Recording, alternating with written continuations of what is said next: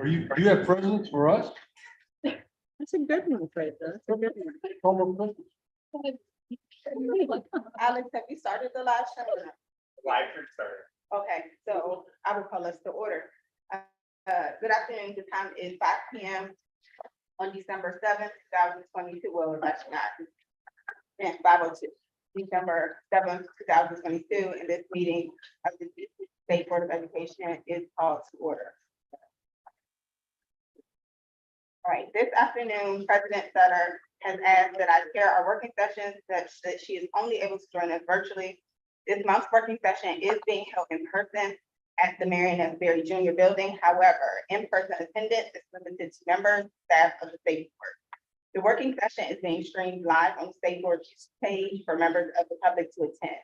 The State Board will meet in the Old Council Chambers for December 21st public meeting later this month, the final one of the current board's term. Please visit SBOE.dc.gov to learn more about committing and or presenting testimony at that meeting. The roll will now be called to determine the presence of a quorum. This afternoon, the State Board's new and permanent Executive Director, Bernice Butler, will call roll. Ms. Butler, please call the roll. Representative Bernstein, Present. Representative Burgess. Representative Wager. Representative Washington. Representative Gasoy. Representative Chang. Here. Representative Wattenberg. Present. Representative O'Leary. Here. Representative Parker. Representative Sutter. Present. Representative Thompson. Present. Representative Reed. Present. Representative Patterson. A quorum has been determined. All right, we will now proceed with the meeting. So welcome to our December 7th working session State Board. We want to officially welcome both our new Executive Director, Bernice Butler, and our new Education Standards Specialist, Kathleen. We have a couple different things on the agenda, leadership meetings and plan for report out. I guess I will start there. Wait, this is, you know, like my packet. Alex, is this in our packet? It's not my packet. Do I need to like pull it up on mine? No, it's in my packet. The write-ups. Okay, well, I'll pull up my email. I didn't know that. Give me 1 second.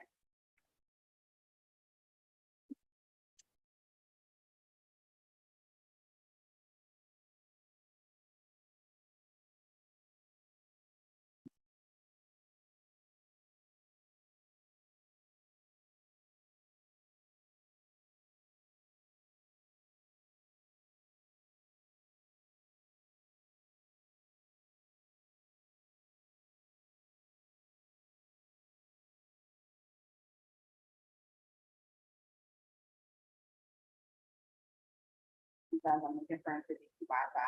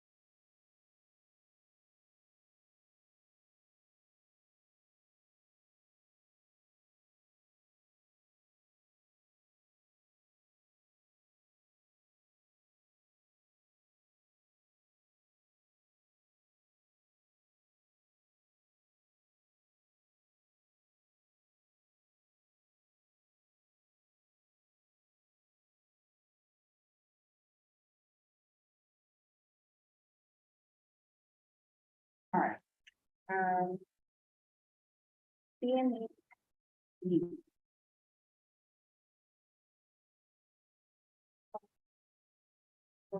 All right, so when we talked to the DME, we essentially flagged a couple things. So our dialogue, and we'll make sure these are posted, part of the working session. We talked with the DME about the dialogue we've been having on, safety.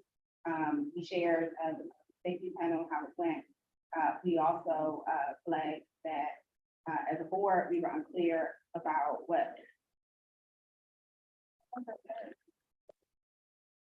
what this is like across the city, in different efforts. The DME shared, the need for coordination in transit, between school and the community. In some instances, we talked about, instances needed for a connection with kids and other geographies like safe passage. DME also would be happy to come to a working session, and talk with us about the DME's effort. And they actually were hosting their own, upcoming youth safety, convening. There is also a possibility the MPD, is interested in hiring kind of, we're calling them non-MPD SRO folks, that's some more civilian, types, which is actually aligned to our recommendation. The DME is also, has work coming out, around following the Uvalde Day, school security issue, and emergency response.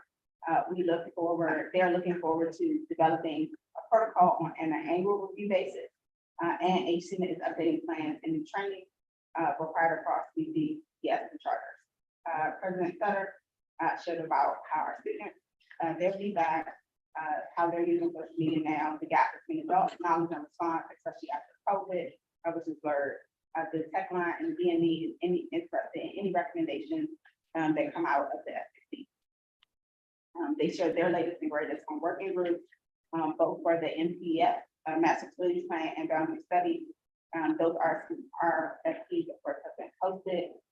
The adequacy study is actually still in the thinking stage, and they are working to refine the question on adequacy of what it costs to run a good.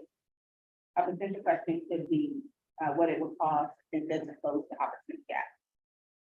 President Sutter asked about timing. The DME shared that the EPSFF working group will be now, which will be followed by the MPF, another facility plan and boundaries, which are kicking off in January.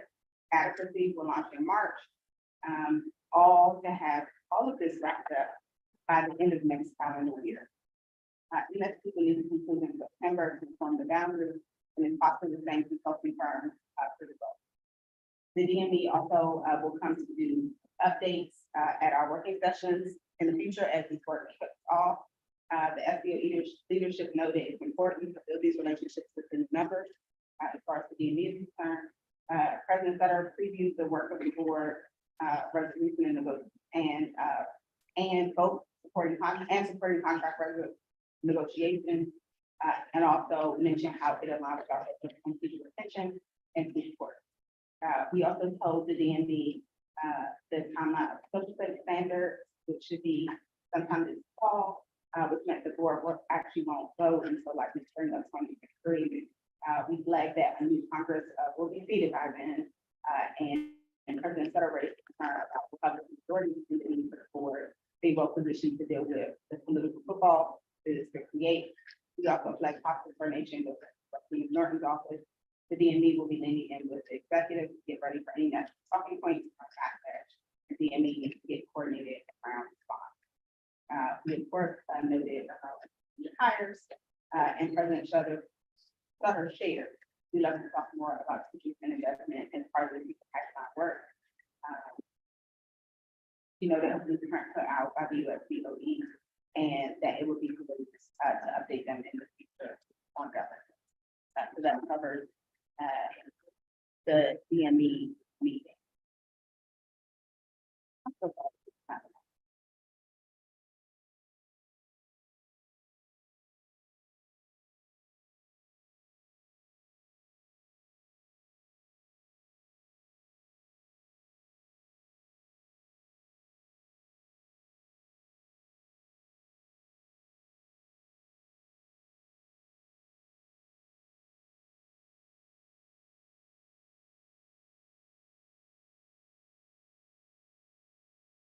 Next one, I'm going to read out this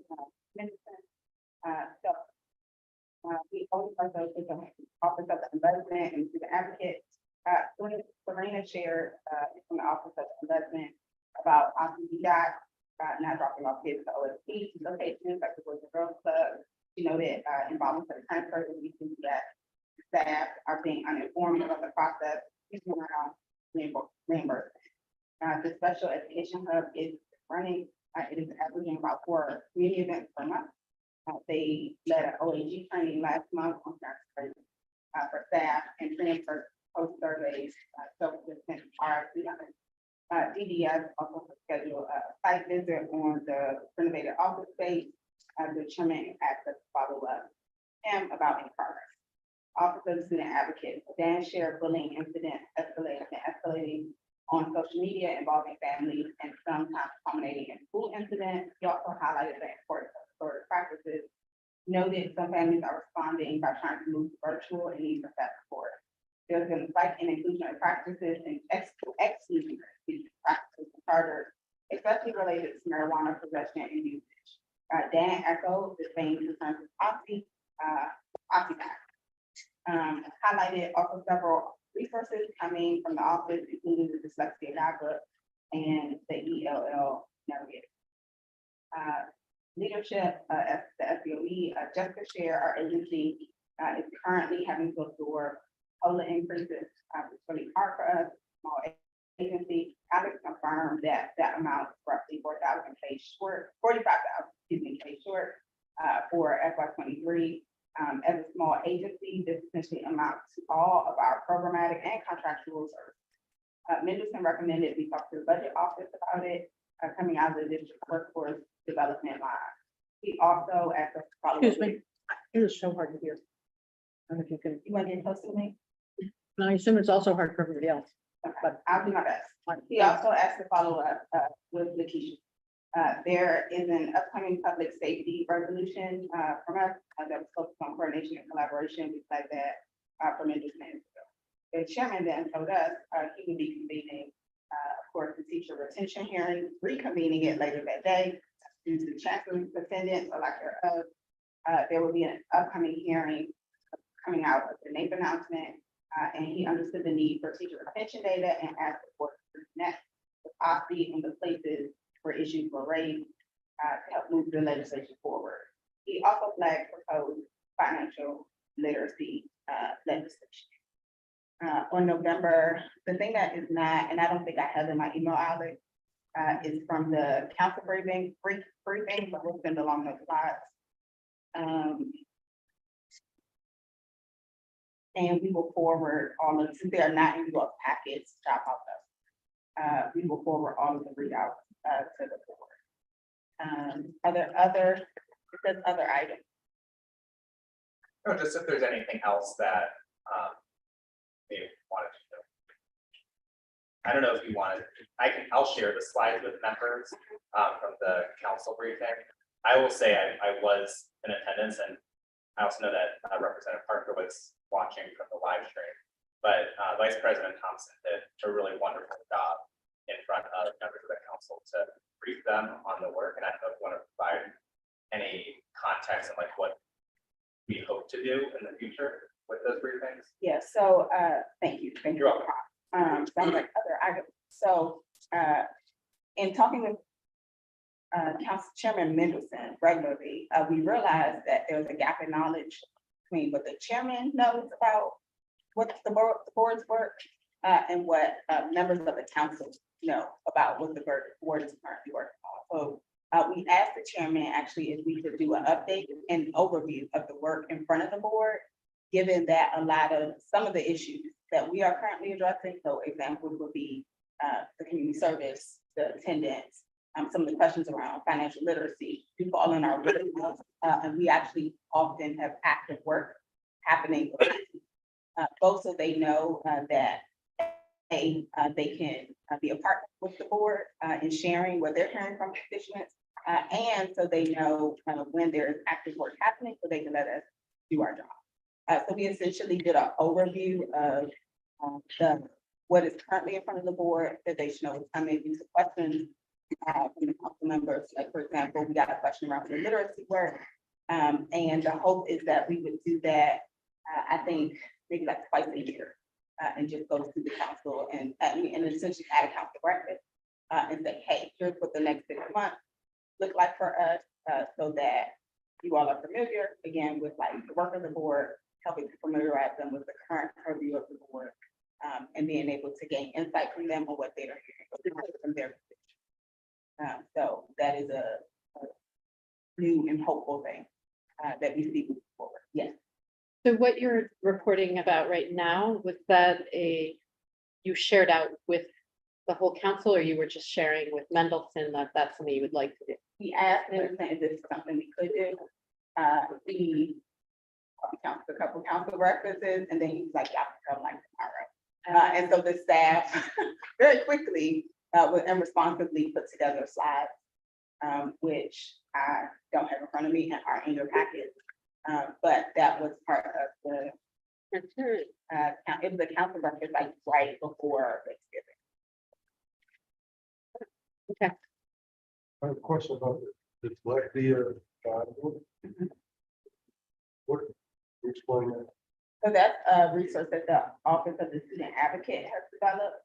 And so in our meeting with Mendelson, both offices always mirror out their latest and greatest. So that's something that highlighted. We can circulate it to members, so they can make sure to use it as a resource in their communities. But that's something that Dan and his office have created. Do the schools have it? I don't know all the details about theirs.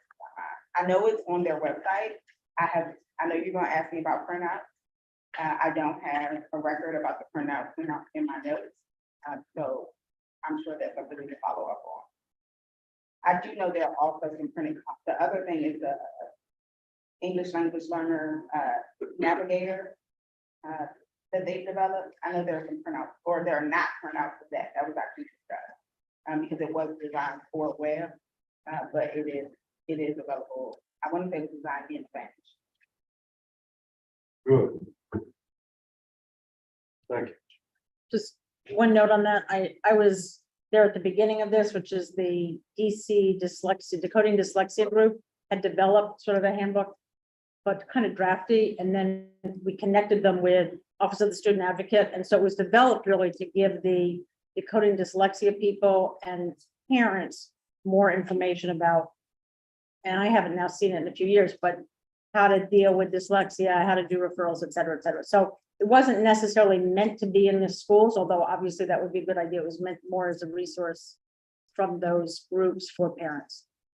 The reason I'm bringing that up is that all right, we had maybe 3 years ago, when Brandon Todd was the board representative, he had gotten a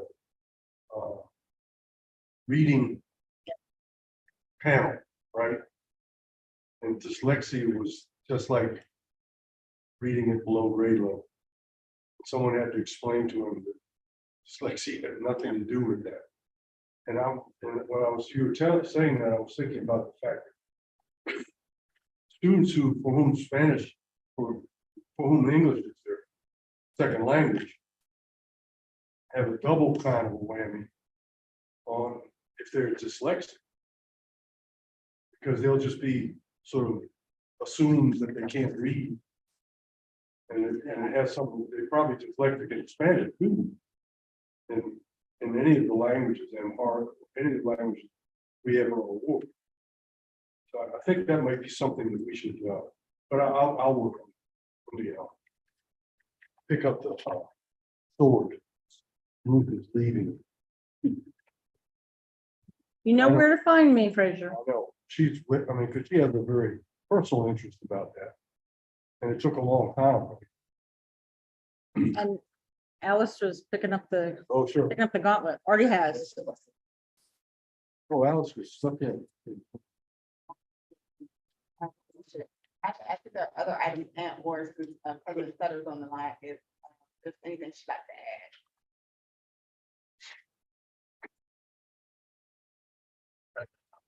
I think President Sutter's still waiting for If not, I am pleased to announce to our new executive director for her working.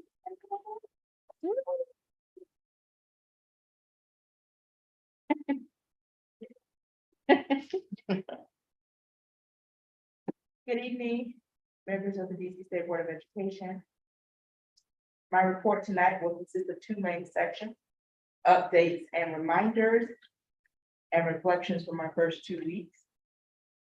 First, in terms of update, a text version of the 2022 annual report is in your inbox. Caitlin, please read, review, and provide any feedback back to Caitlin by close of business Monday, December 12th. Inside your folder are the 2023 working session and public meeting schedule. Please review.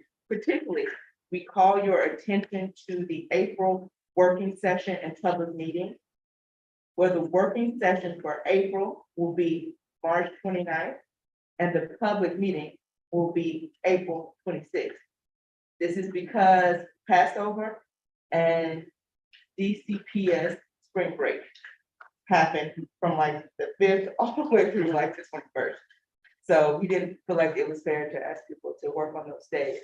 But having the meeting on the working session on the 29th gives us still a break between when the last public happens, because our business is very long. If you have any questions or suggested changes with that schedule, please email them to Mr. Alex Yu by close of business December 14th, so that we can get them posted and noticed before the office closes for the holiday. The 2023 Student Advisory Committee meeting schedule will be shared at the SAC meeting on Monday, and they will approve that schedule. And we will share both finalized schedules with you all by the public meeting. The update, both Alex, you and I attended the SBOE budget review team meeting in person on November 18th. Dan and Serena attended also, but virtually. Overall, I feel like our requests were received well. This was before I actually started, so I'm sure early. I know. And there were several questions, particularly around the request that related to the ARPA funded positions that are in OSA and the Ombudsman's office, because the funding for those positions end this fiscal year and do not carry over to 2024 fiscal year. And so there were questions about the value that, or have they been able to take on more cases and the productivity things increase. And Serena and Dan were able to answer those questions very clearly. And I think they also had a very good case because both of those positions in both of the offices are also Spanish speaking. So they were able to reach a particular set of constituents with these added FTE. So he's hoping that those pleas went out and are heard. We shall find out more in the budget process. To shift a little bit, today marks 2 whole weeks since I first started as executive director. During these 2 weeks, I prioritized holding and completing one-on-ones with every team member that I supervised, and I had one-on-one conversations with Dan and Serena. I'm going to provide a summary of what I've heard so that you all can hear what I've heard, and then I'm also going to provide some recommendations. Let's get started. In summary, staff share that they are exhausted. Many have worked between 60 to 70 hours per week since late June. They are burned out mentally and physically. Many staff members express an affinity for planning and being innovative, but stress that there has been zero room to invest in those types of activities. Several staff mentioned being disrespected or abused by board members. Some are experiencing enhanced anxiety and post-traumatic stress from board member engagement. A couple of folks were brought to tears when recalling these experiences in our one-on-ones. So many of you have raved to me about how amazing the team is and has been over the last few months, but it seems to me that it has come at a great cost to the actual team itself. Taking all of this into account, and I've talked to Dan and Serena, we are moving to close the agency for the holidays, beginning December 22nd at noon, and to reopen when the DC government reopens on January 3rd. Secondly, I am asking all board members to consider not holding any community meetings in January, February, unless it is absolutely necessary, which is the case in the soon to be released social studies standards. Like that will be something we're required to do, it's also in our purview that we can't really control, but we know that has to happen during that time. And by doing so, particularly a lot of the chairs of these committees will be returning. And so that, we just ask that if you could, unless it is work that cannot be held, I am asking that you please hold those meetings. For a couple of reasons. One, it will give my team time and space to recuperate and refill their energy coffers. It will allow us to have some much needed time to do some team building and to do some organizational planning and agency infrastructure and operations. And also, we still have to onboard the new members during this time. We feel like this is a reasonable request since board leadership is technically not elected until the public meeting in January, and that committee assignments and leadership are not confirmed until the public meeting in February. And I say all of this, I have come to know and talk to each one of these staff members personally. These are some of the most hardest working, dedicated people I have met. I am humbled and honored to work among them, but I am worried that if there isn't some type of relief, there will be no team. Several people mentioned being halfway out the door. And I think it is part of my responsibility to stand in the gap for them to make sure that they don't feel like they're just doing all the work without any relief. And so I just really wanted to share those observations. And, I wasn't here, so I don't know all of what happened or how it happened, but all I can tell you is taking the summary of these accounts, as someone who has not been here day to day, as someone who has not been a part of these conversations, to really say that this is what I'm hearing from the staff, and I just wanted to relay that to you. And I will be in the working meeting in January, making more concrete recommendations for our operations, but I felt that's the most important thing is to how do we get relief now? Before we start making recommendations for changes in ongoing future and ongoing operations, but the most important thing was to really be able to support the staff where they asked me to support them now. With that, Vice President Thompson, I conclude my report. Thank you for your report. Also, thank you for your honesty. Thank you for taking the initiative and thank you for being willing to bridge the gap and fit our staff. Members, do you have any questions about the executive director? I have a suggestion. From what our executive director just mentioned. I think we should make sure that our meeting in the middle of December is celebratory. It doesn't really have a whole lot of business attached to it. So that staff can sort of glide into December 22nd, which is only a day after that meeting. I don't know, that's just my suggestion. Other questions, comments, suggestions? Yes.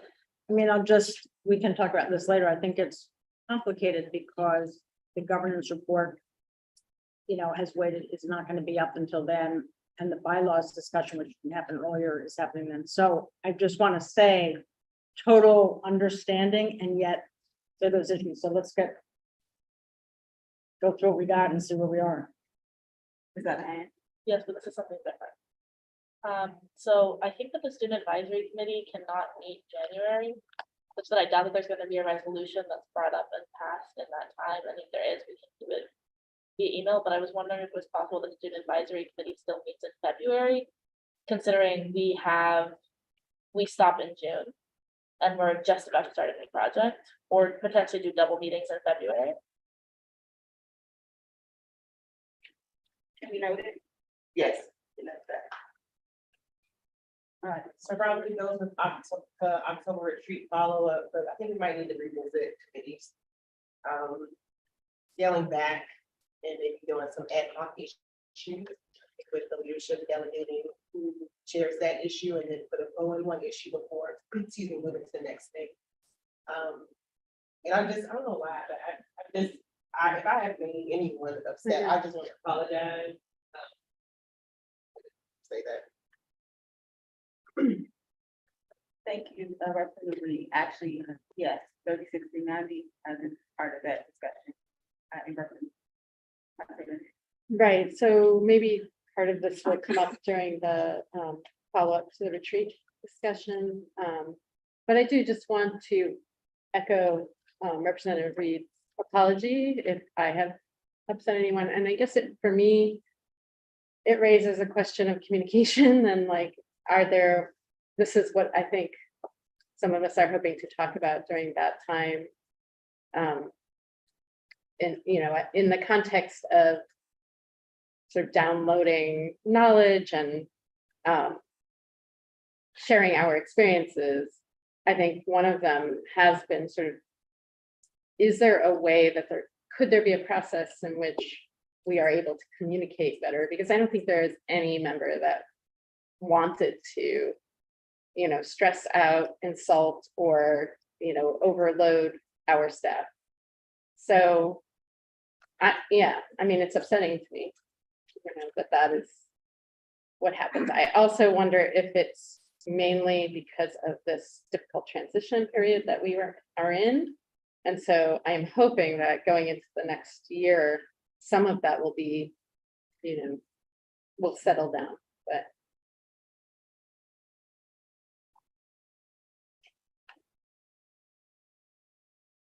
I don't know, which of our members are on virtually, but I do want to give space. Exactly. If I wasn't able to recognize anyone who wanted to speak who's on virtually. I appreciate that. I wasn't going to say anything for fear that it might be complicated.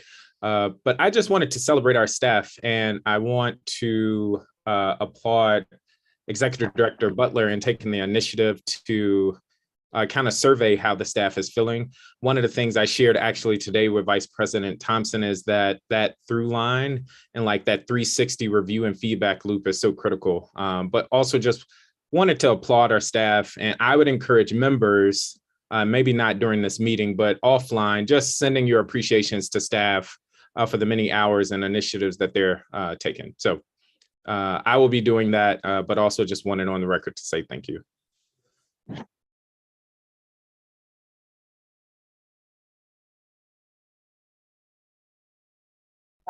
I'm going to thank everyone and move us forward.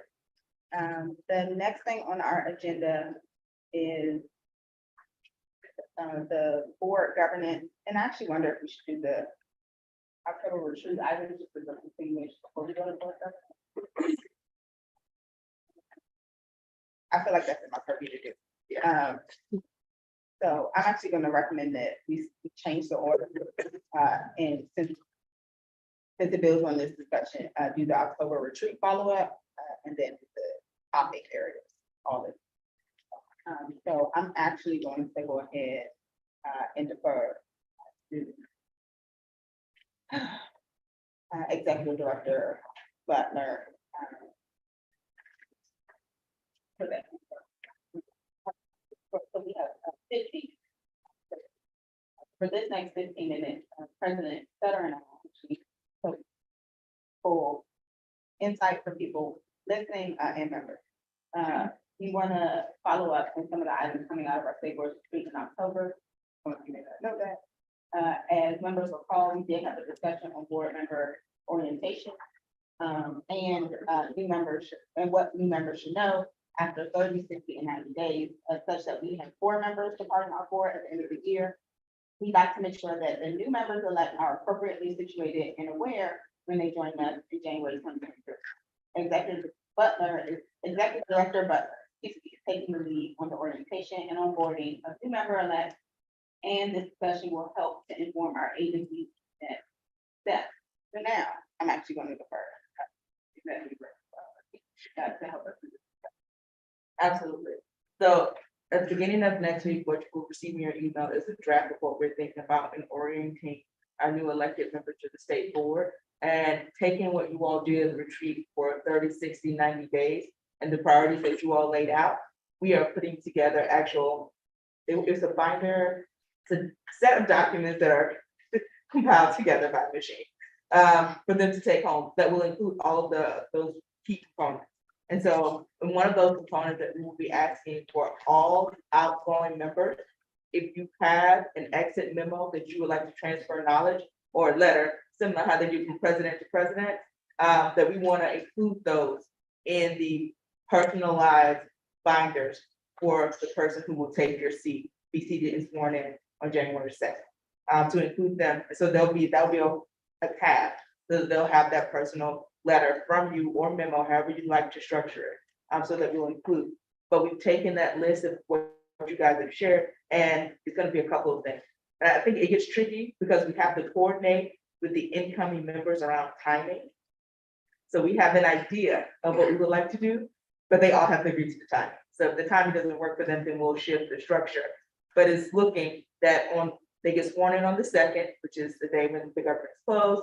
Instead of having a working meeting that first Wednesday, they will have an orientation. And at that orientation, one, they'll get a sense of, this is the structure of the agency and the offices. Welcome from current leadership at that particular time. And then also have an opportunity to go over some key things. So right now we have the SBO statutory responsibilities, but this will include everything, like how we want them to operate. There'll be feedback and presentations from the staff around social media engagement. We're working with the ethics office to make sure that they have all of that training. We're working to make sure all of the HR stuff can be done at that time.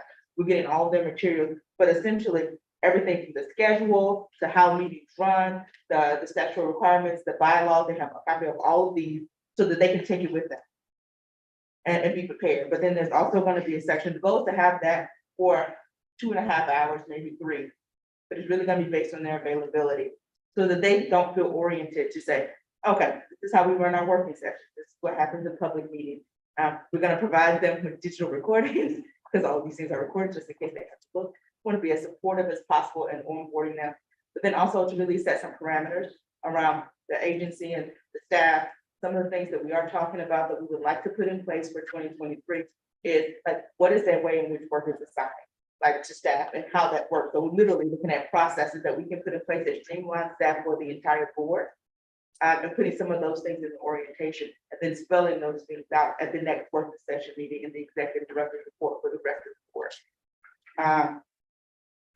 That is the goal. It will be refined based on what we hear around availability, but also once you provide that draft layout to you all around what the content is, and then what presentations we want to have within that day.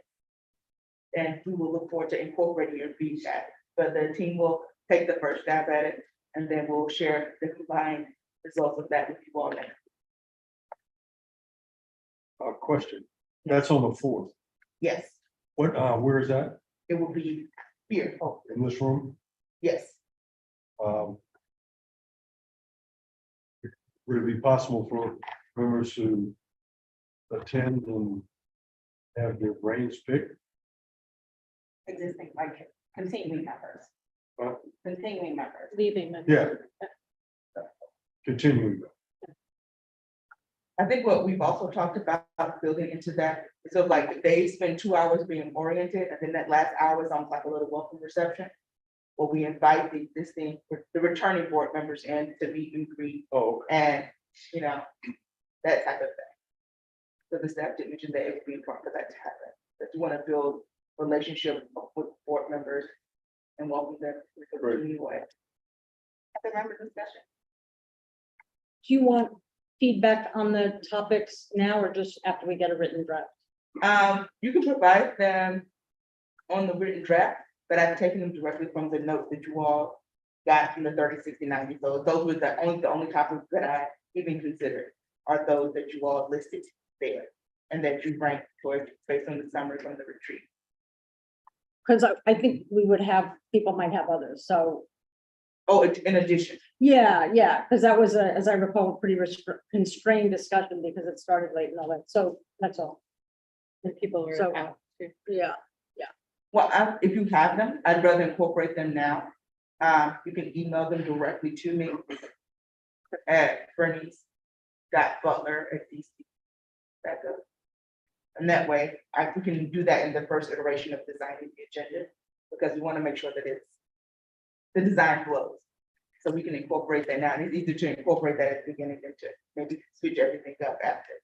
And by now, do you mean like we can send it to you tomorrow morning, or should we talk about it now? whichever you feel most. Okay, comfortable. We So are amenable. tomorrow morning can be now. Got Yes. 10 o'clock on the fourth. It starts. Sorry. Be done by 10 o'clock. On the fourth. You'll be finished? Yes. Oh, you said at night? No. Oh, you will be at home. I think that the headline, there's a tentative time, but we have to confirm with the No, time. no, that that's what I was asking. Yes, We don't, Doesn't say we don't, we To don't. be have to determined. take it. yeah, because we do have 2 individuals that work in LEAs that will be joining, and the normal time for said meeting is when time when they will be at their job. So we just need to Okay, confirm that's that fine. time with them. So time is TBD, draft agenda will go out as a way for people to get feedback, if there are immediate learning things.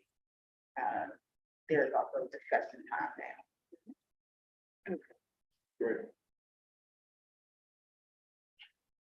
Yes. No, I just, the 2 topics I would recommend adding, one is to review with new members what and how other issues have been dealt with during, so to review what is in our statutory area, which you talked about, but, and also the other issues that we have dealt with, you know, in the past year, 2 years, 3 years, just so people understand what they're walking into, what the substantive issues are, and then also the ways in which we've dealt with them, because there's sort of these 2 subsets of issues. One is the OSSI issues, which is pretty simple. OSSI brings things to us, we consider them, we vote. But then these other issues, like I think especially about teacher turnover, and some of the reading stuff, the board has that we've done research on it, we've had hearings on it. People should know kind of what that is. So what they're walking into, so they have a sense of what they might want to pick up on, and of course, they have every right to not pick up on, but they should know what it is.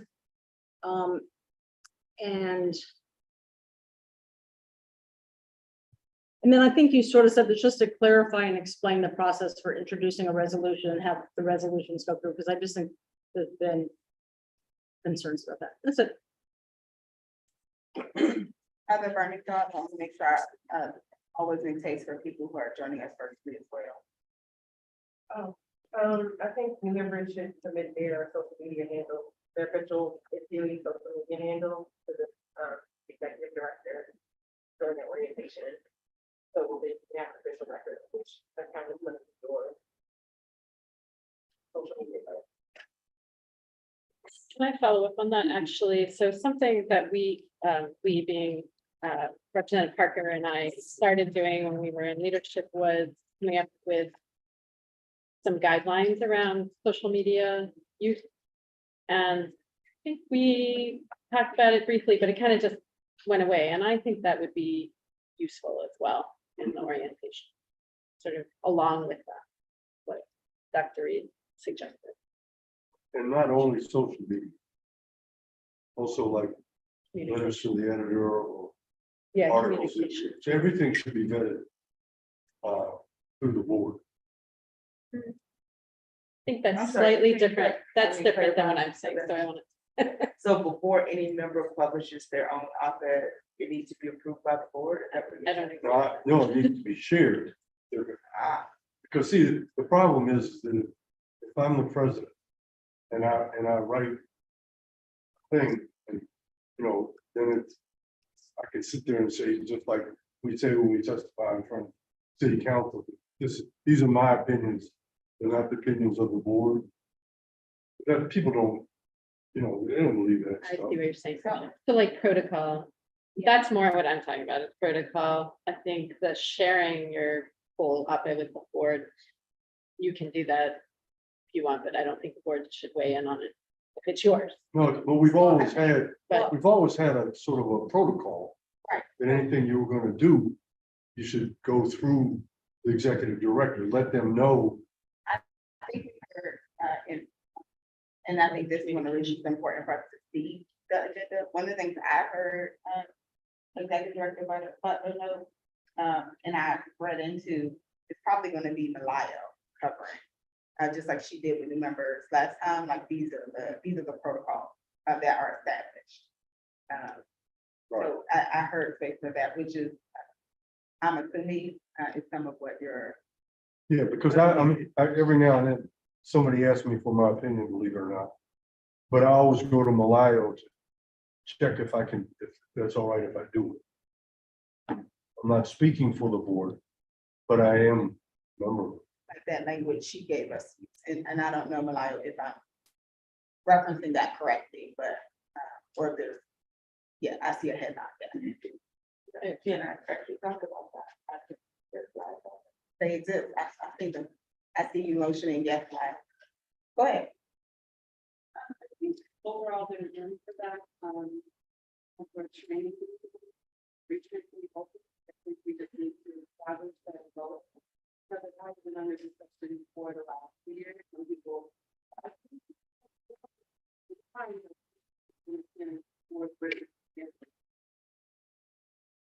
Thank you. I want to know, said 15 minutes, we'll have 5 more minutes.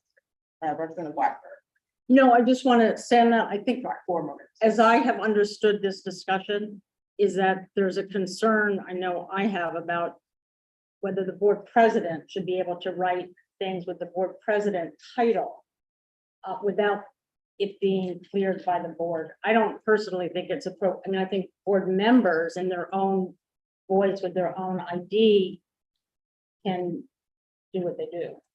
That's my view. Representative Reed, Yeah, I think the thing is, when the matter has great weight. So an article often doesn't have probably as much weight as, let's say, a legislative body or a board is voting on something and you are using your presidential title, vice president, committee title, chair title, and communications for that. I think that's kind of where the definition kind of, for me, that's where the gavel should be. An article wasn't in my world, depending on what the topic was. But something that's being considered before another board that's voting on it, and you're putting yourself as president and having been designated to say that by the board, that has a different weight than maybe an article. So maybe whatever orientation is being developed, that consideration of does the matter have great weight before a certain body that might think that SBOE is leaning towards something. And I don't know if we're on the right topic, but in regards to committees, if I'm just gonna throw out there, maybe student advisory, administrative, it's admin committee, and then everything else.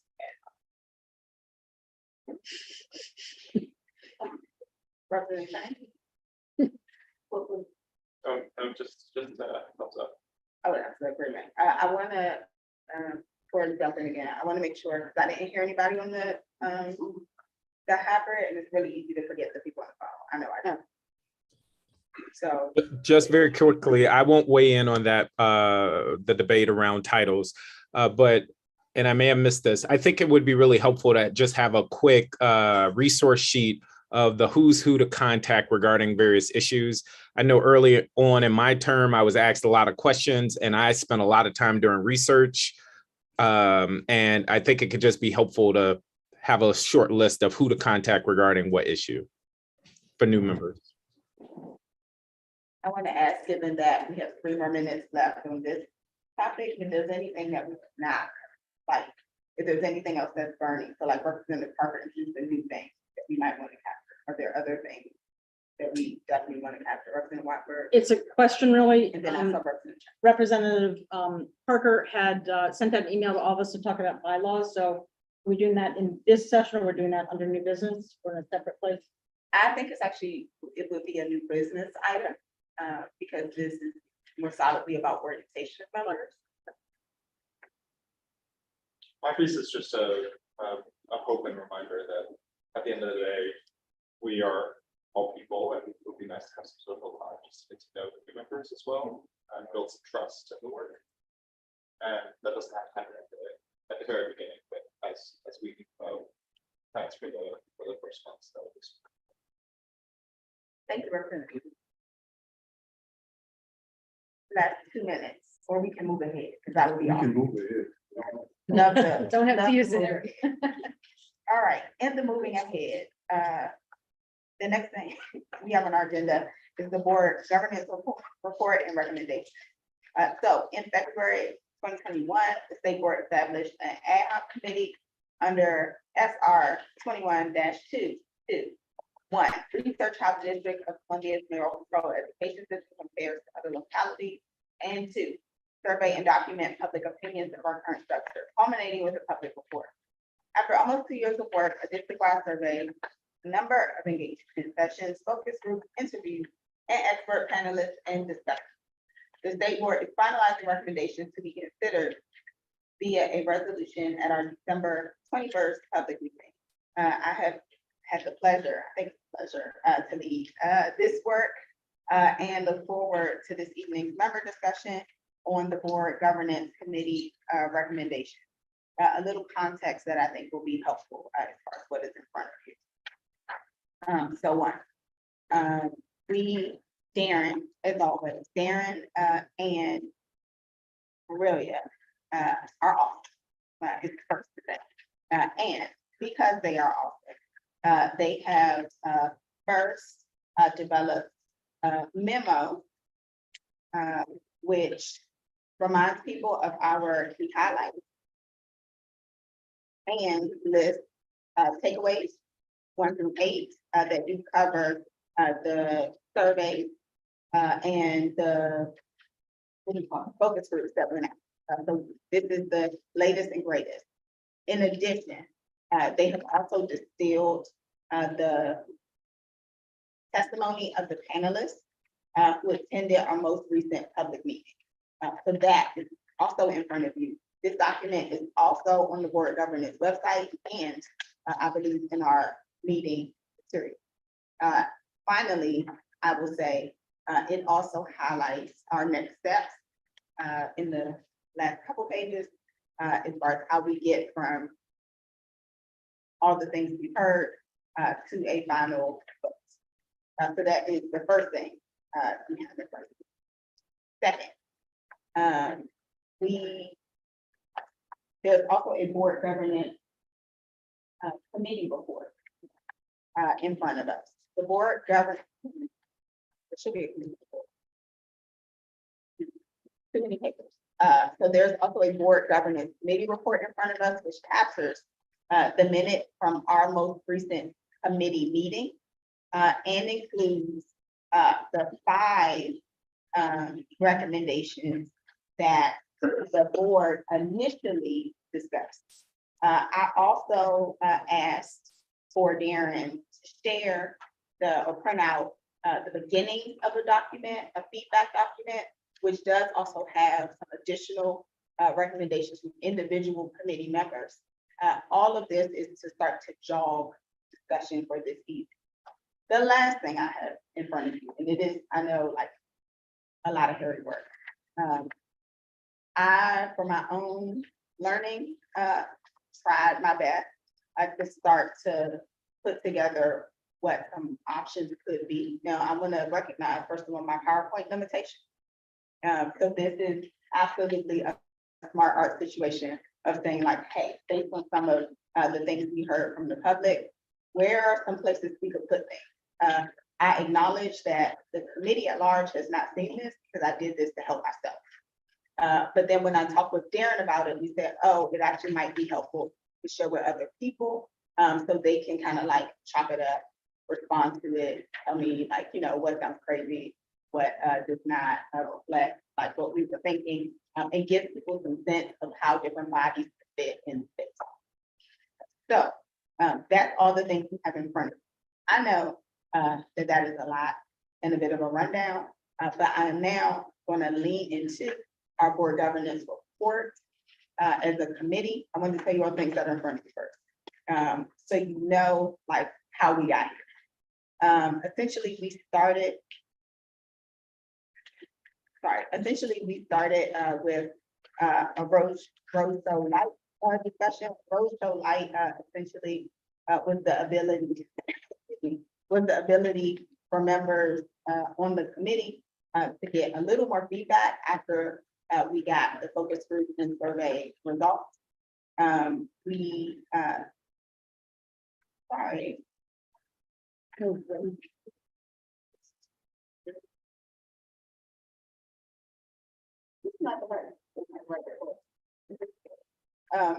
we talked about the roadshow light at the November meeting.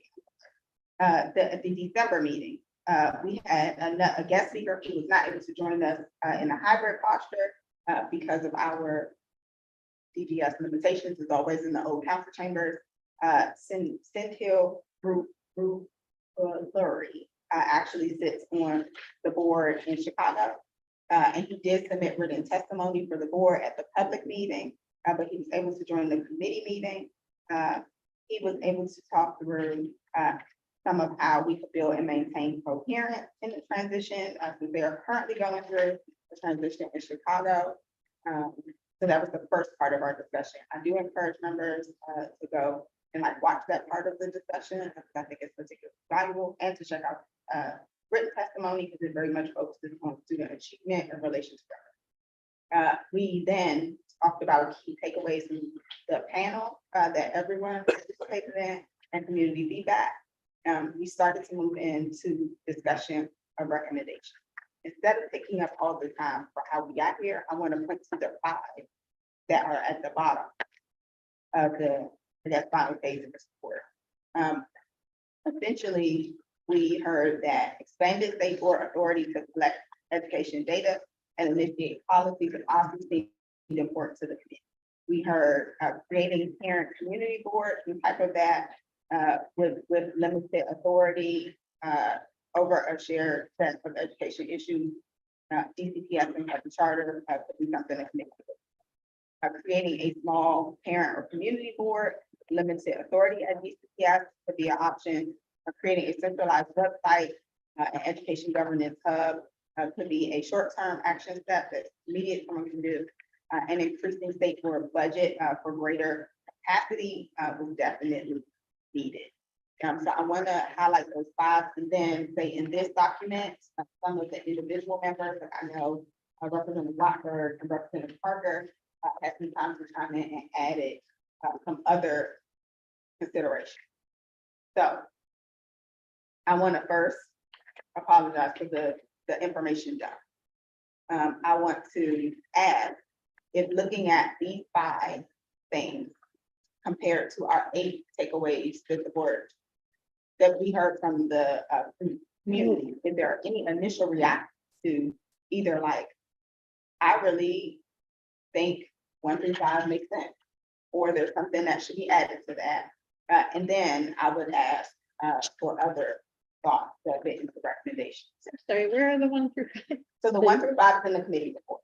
It's on the last page. Yeah. But these are the 5. There are 2 committee I'm reports. looking at the. One that is dated for November, It's then the one dated for December. Vice President Thompson, do you mind if I just add a piece of context? Yes, I want to make sure everybody knows where everything is first, and then I will definitely invite that. Okay. And the page, I want to say the pages aren't numbered. So it is your December board governance committee report. It says December 7th, 2022. And then I want to, they're double, two-day paper here. So I want you to go to the last page. And there are 5 things that all of the members talk about. And I want to get some initial reactions to those 5 things because they have been vetted by the full committee. And So there's 2 different reports, and that's why, so it should say December. The December governance. And then on the last page, maybe it's the. and that's, Okay, I'm okay. I have it now. No. It's this one. it's the committee report. Gotta go to the board, committee, December 7th, 2022. Hands on. It should be 2 pages, double sided. Yeah. Yeah, all right. This was all easier when we were all online. Just click on. I know, well, there are advantages, definitely. Okay, so has everybody oriented themselves? Yeah. Yes, okay. So this is the first thing. That I want to get some initial reactions to these 5 things.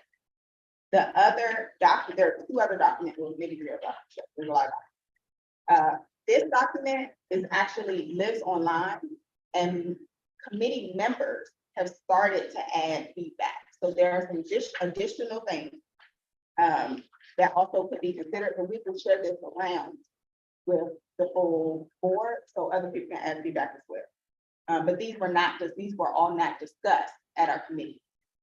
These 5 were. Then finally, so you have a visual, the other document that people were looking at with the 8, those are the things that we are continuing to build off of that have come from the public back. So you've seen that iterations of that document several times. Is that helpful? Can I get like a thumbs up in front of that? Okay. I know it's a lot of papers, so I just want to make sure we're working from the same place. Representative Parker, you know the context. Yes, just very quickly, a few things. One, I want to applaud VP Thompson for taking on this work for now, I believe, 2 years.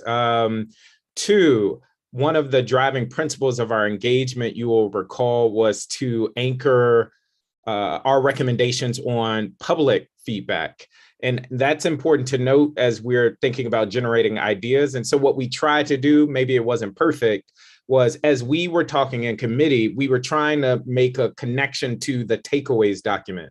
So if helpful, it may be good to have that. I think it's 8 takeaways, the page with the 8 takeaways, to see what is the public saying, and then what recommendations can we come from there. Again, I don't think our recommendations are perfect through line there, but just giving you a sense of how we approached it. And then I believe the idea is that the committee will go back after we kind of get all ideas and try to consolidate before kicking it back to the board. So I remember and I agreed that the consensus was that we wanted to anchor this on community feedback versus a wish list based on what we think. If it's helpful, again, with the theme of showing where these things are, this document that people thought were the 5, these are the 8 that came from the public. Can I ask, so when you say they came from the public, this was the survey? It's a combination of essentially the survey and the focus group distillation. There was also, once we did the, and the fall engagement. So it is all of that feedback rolled up together. If you are looking for individual reports from any of those engagement opportunities, they do live separately on our board governance website. But this is the mother of them all with the evidence in them. This is the quickest and the dirtiest. So it's these things.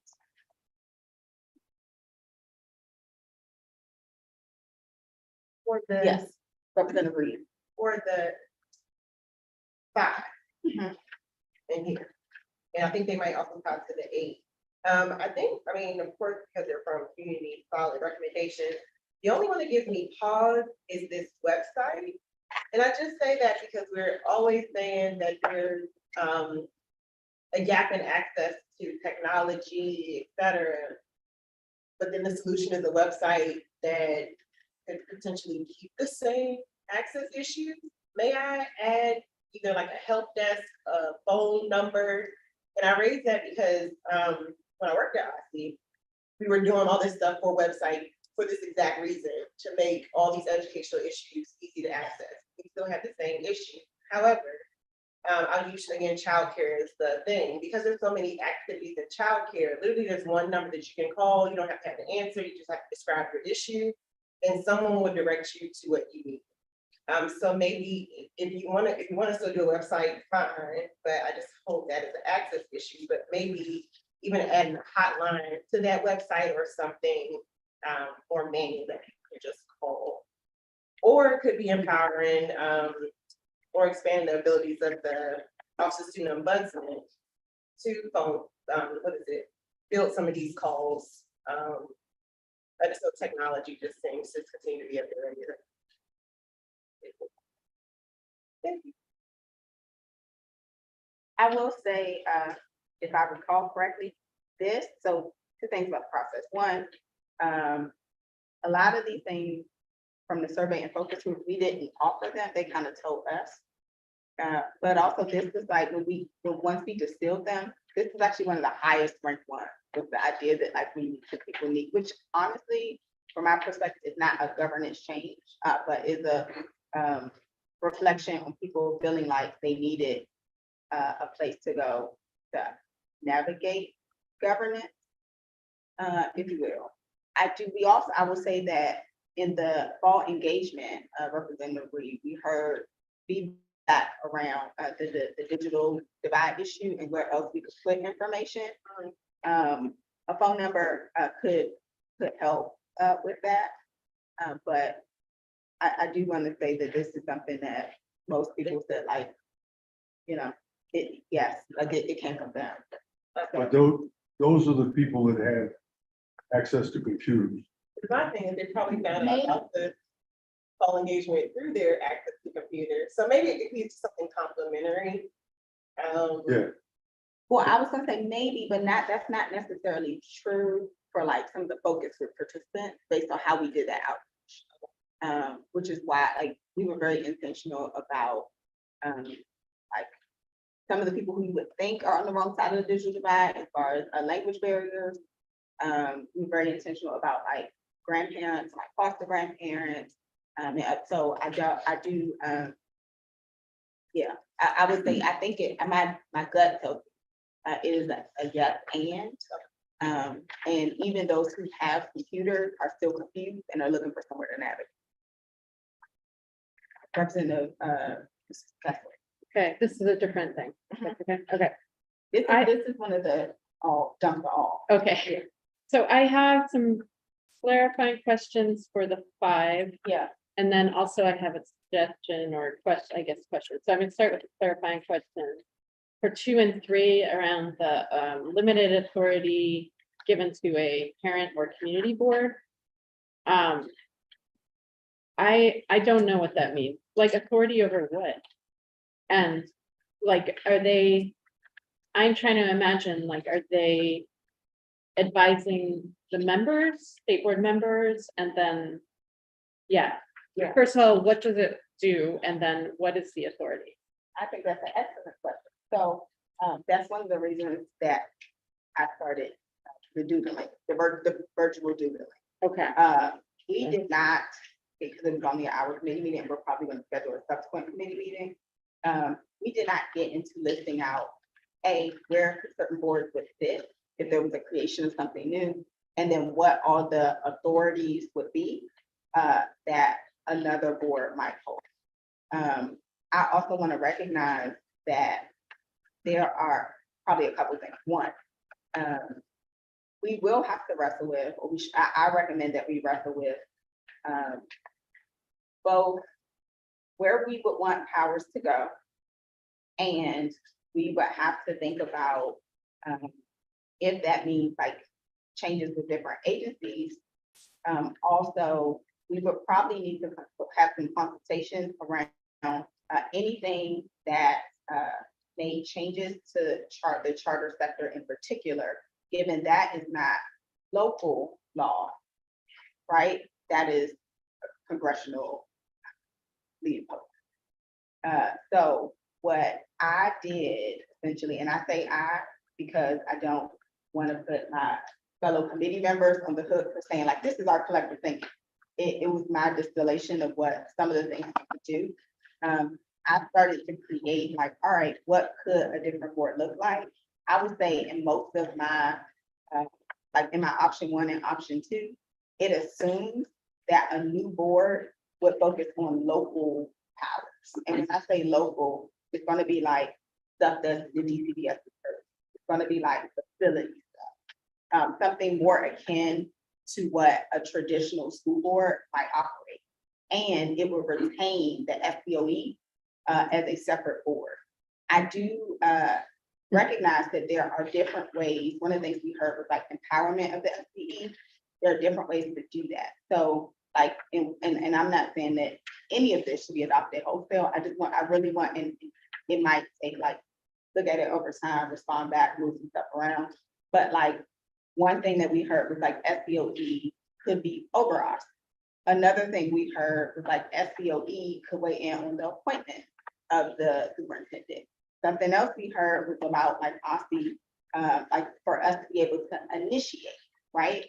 all of those are, we could, if we just say we want a new board, or we want to empower SBOE, you then have to get to that level of specificity, which is not what we've done yet with the 5, around where the things sit, and like what the powers are within that. So this was just like, and then some initial thinking, how far the committee got.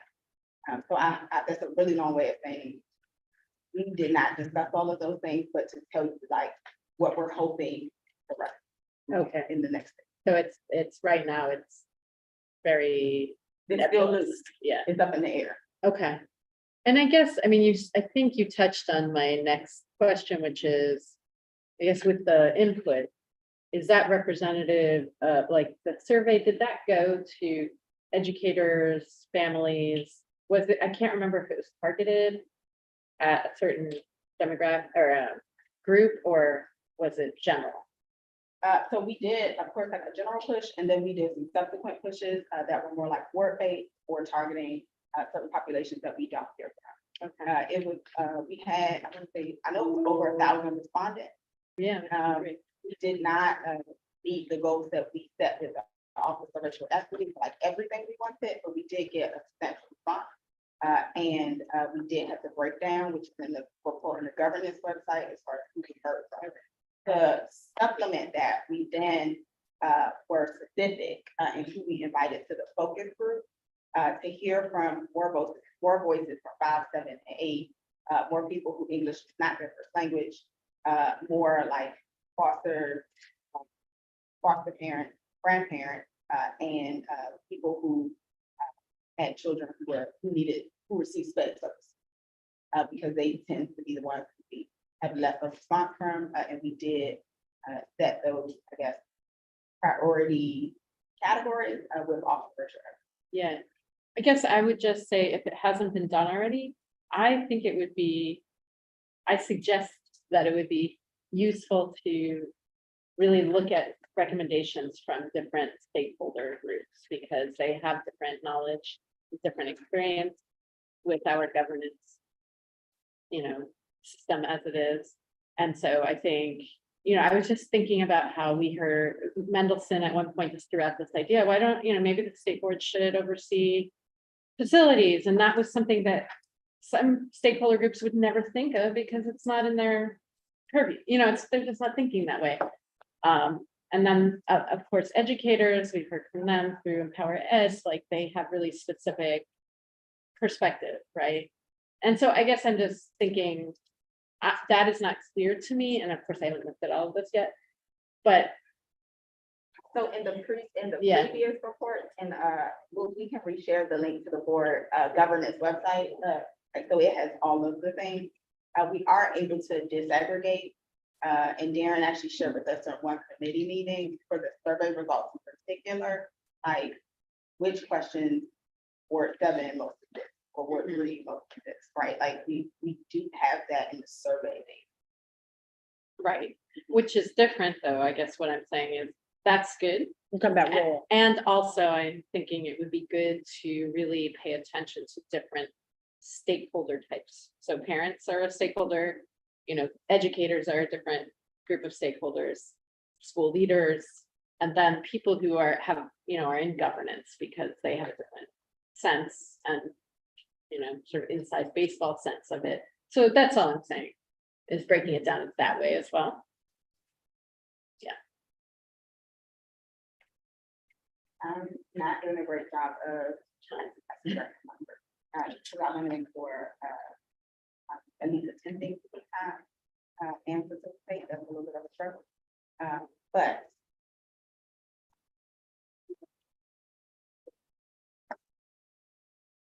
Another benefit I'm of online. trying to keep myself on.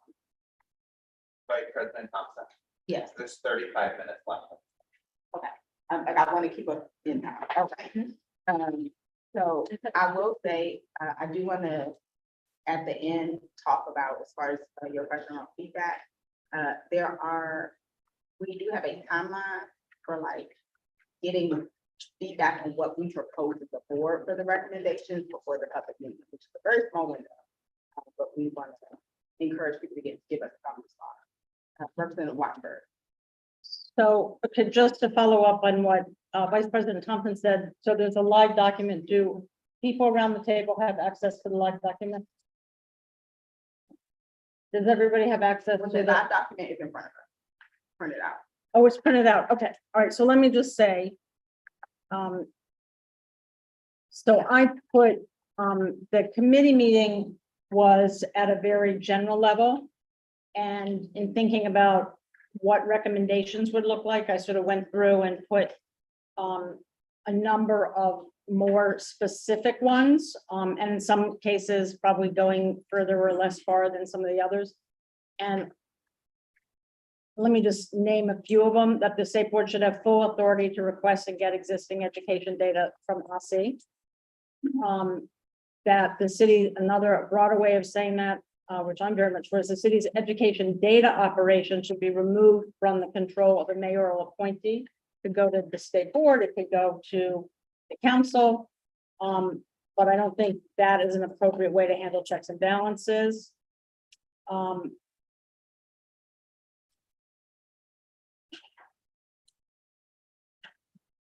As Representative Thompson has said, one piece is that the board shall have the authority to initiate policy. I would also say amend the policy that comes to us. Right.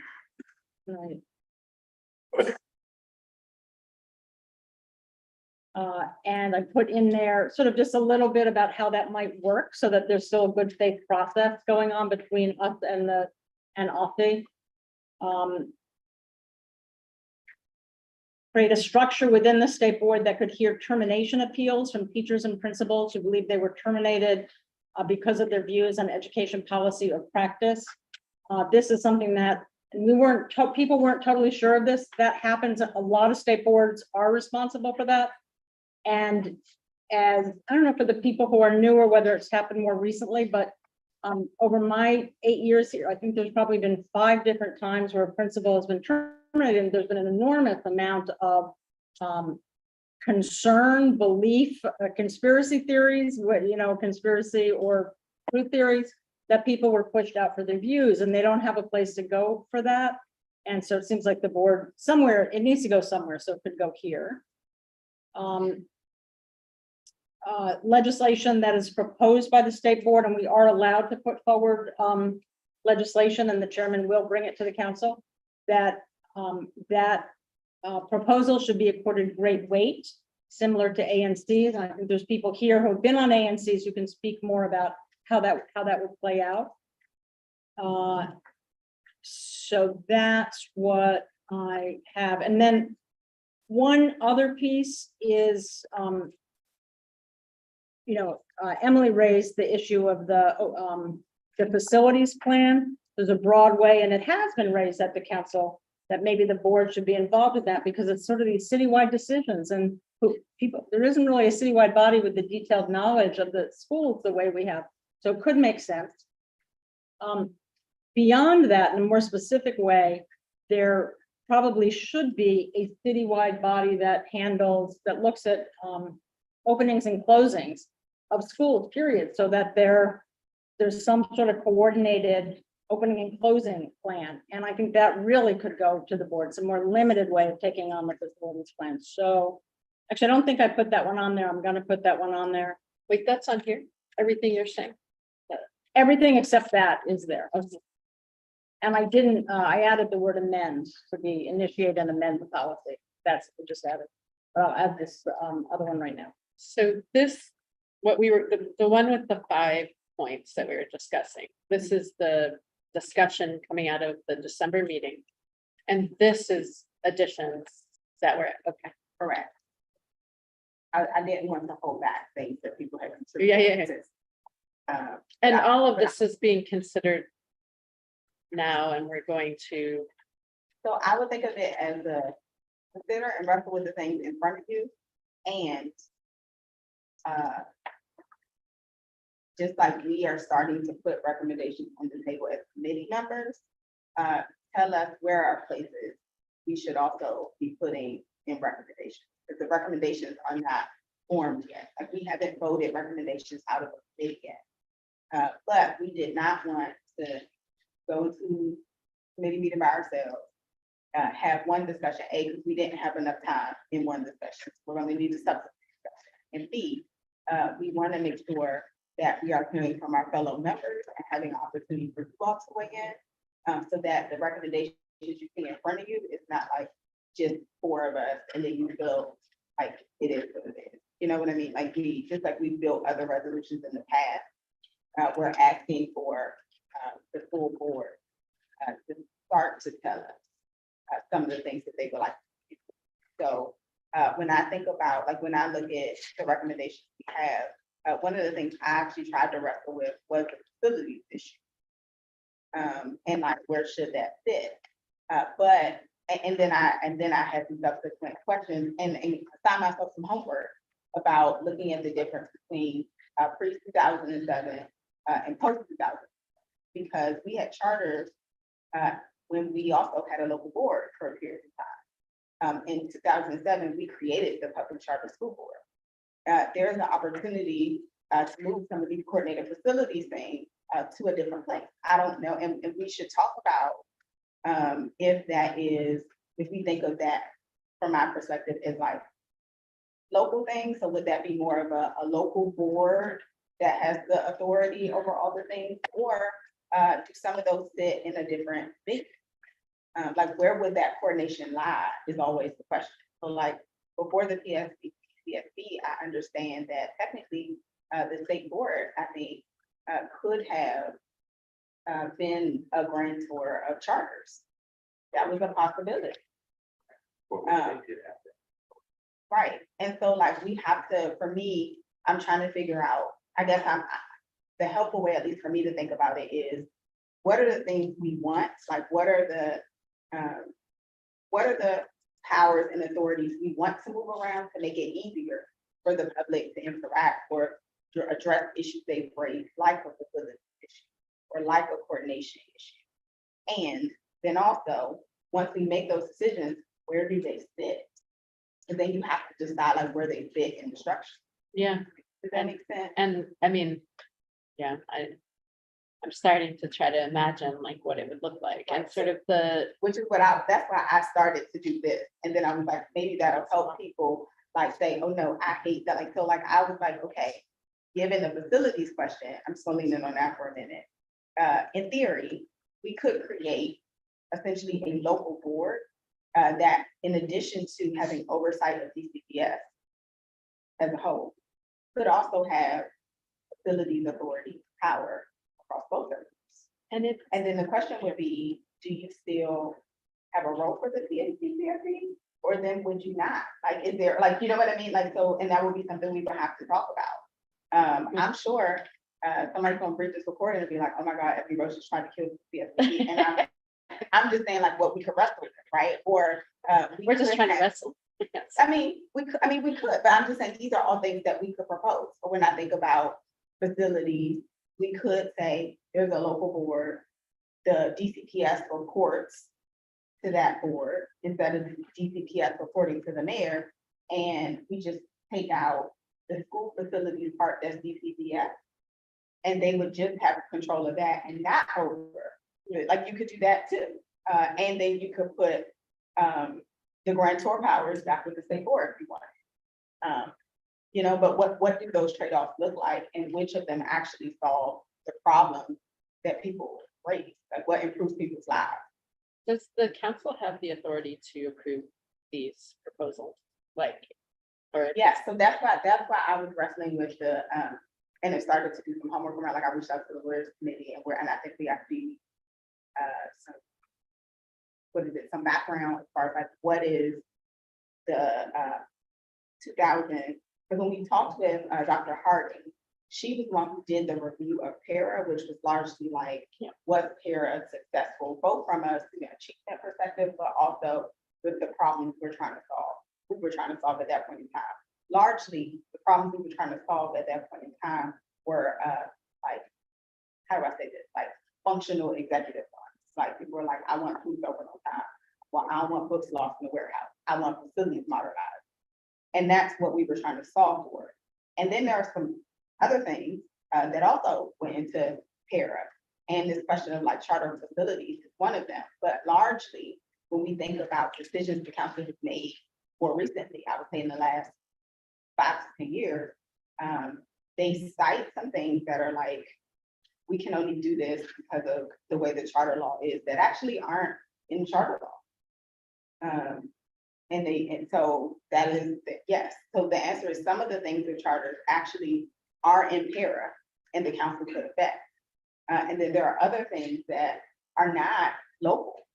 I mean, when I say local, I mean the local law, they are actually in the congressional law. But if we are gonna make recommendations about like a coordinating body around facilities, we have to know and understand which parts of those the council can represent. But shift in authority in general. Like not necessarily just charters, like Shift in authority mostly for anything that's not chartered is gonna be fair. And it's gonna be council. okay. It's a local law. I think Zachary and Jessica have a. Okay, Representative Parker and then President Sutter.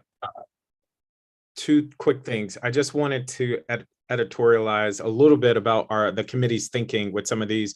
I think there was greater alignment around some, and others, as VP Thompson mentioned, we were wrestling with. But I did want to underscore that there's a through line directly to the takeaways. This isn't like a what's your dream governance scenario and just throw it out there. So just really wanting to quickly go through these. So number one, expanded state board authority to collect education data and initiate policy with OSSI. If you go to that takeaways document, you will see one of the takeaways talks about takeaway 5, community-based engagement by the state board is key to raising their visibility and leverage as a trusted resource, as well as there are other takeaways here.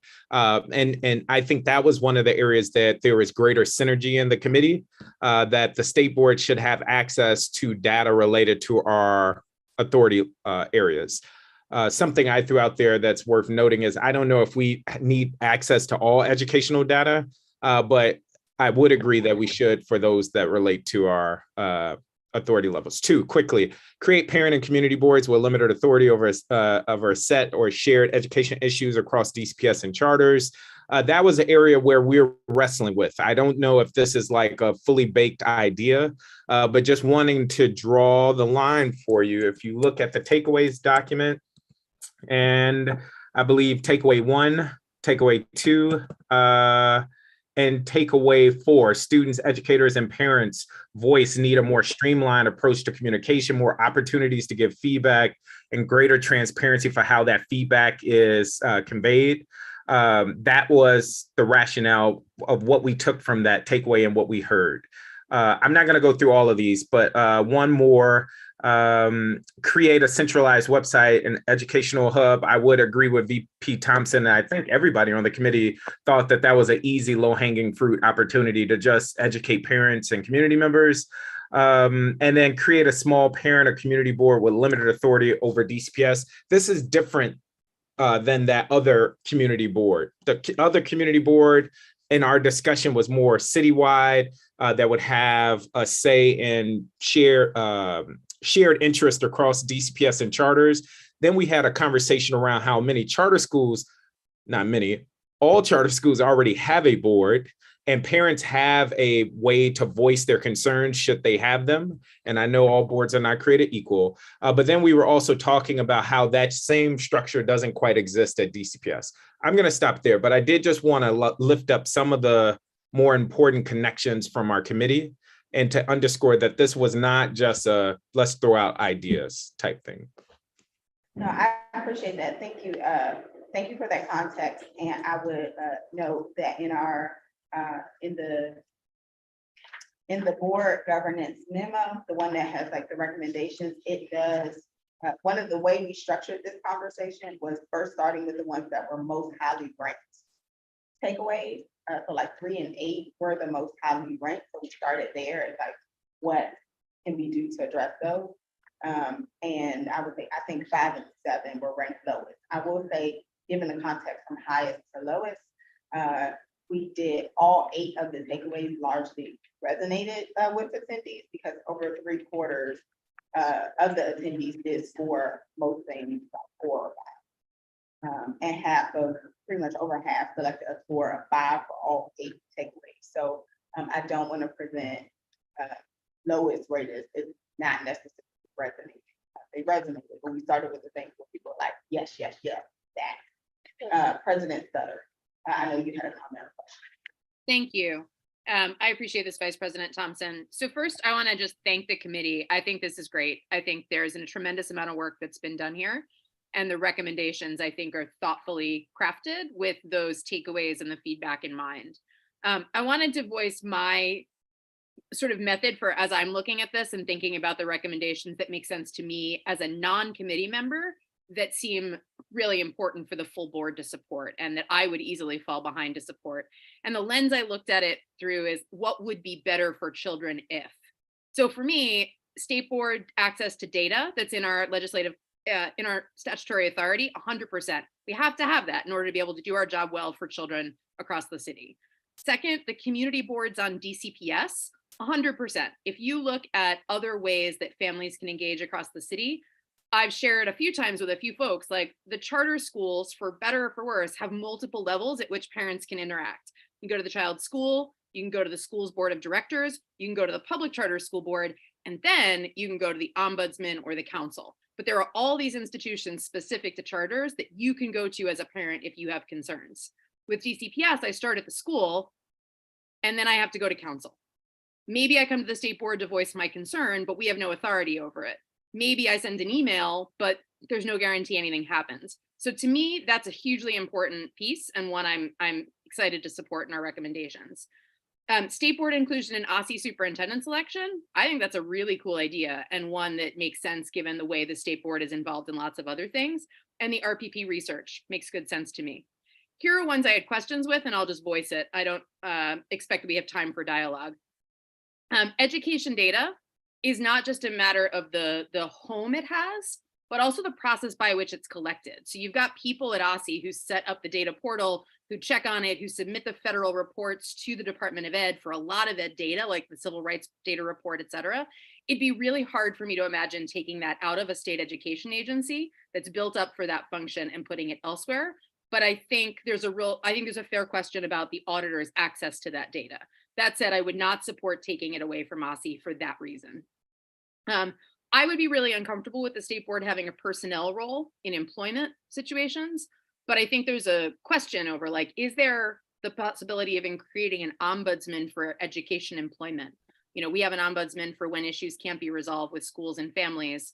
Is there something analogous that could or should be created for employment situations? So those are just two things that struck me that feel like the state board shouldn't be involved, even though they're here in the feedback from the committee. Thank you again for the great work.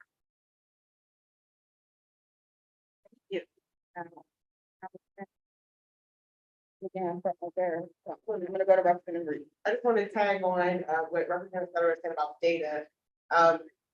Also, OSSI has people that analyze, pull those data. So it's just something to be mindful of too, for the whole. But I agree with the access to things that we need. But there's a lot of things that go from point A of a data request to getting the actual information in front of you. Can I offer that one of the things that, and I think this is by nature of my personality, I'm really concerned about the capacity and the how. And I want us to think about in our recommendations, where are the places that as we look at empowering the board, we're like, okay, yeah, we get access to the data. What would we need to digest and distribute that in a meaningful way? Because I don't think we just want it for us to be able to say, yeah, we got it.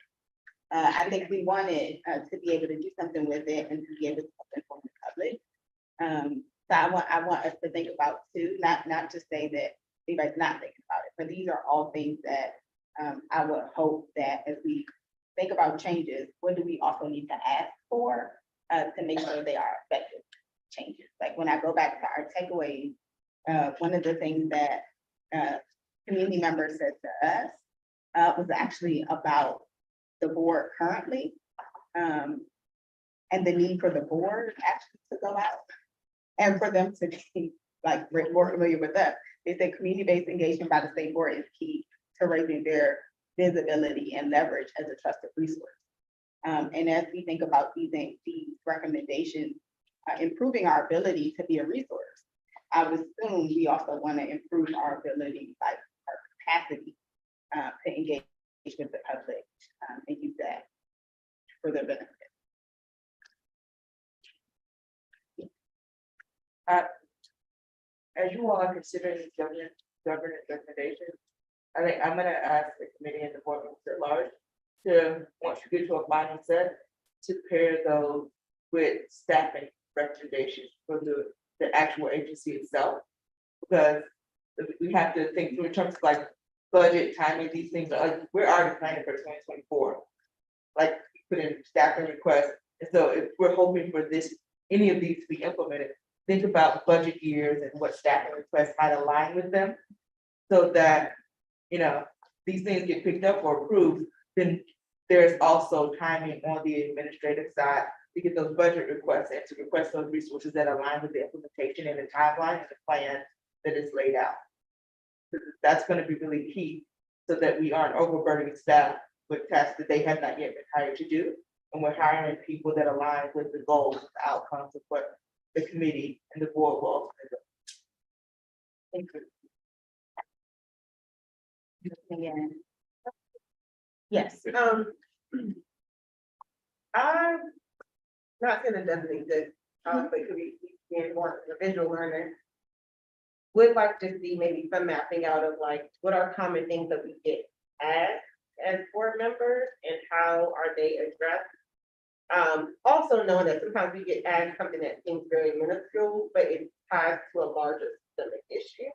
So I want to figure out, or maybe I'm missing in this document, and I'm not saying doesn't exist, it's just I keep missing it, of how do we get from the being public facing, receiving issues from people on a regular basis, and then not having an ability to address that issue, or get it escalated. So I guess that's the common sort of, if, for instance, I'll throw out, well, I'll use like early childhood special education, which is something that it could be something as small as a parent saying, I don't have enough options for my child who's a preschooler in special education, which the immediate fix would be trying to find them a child care center.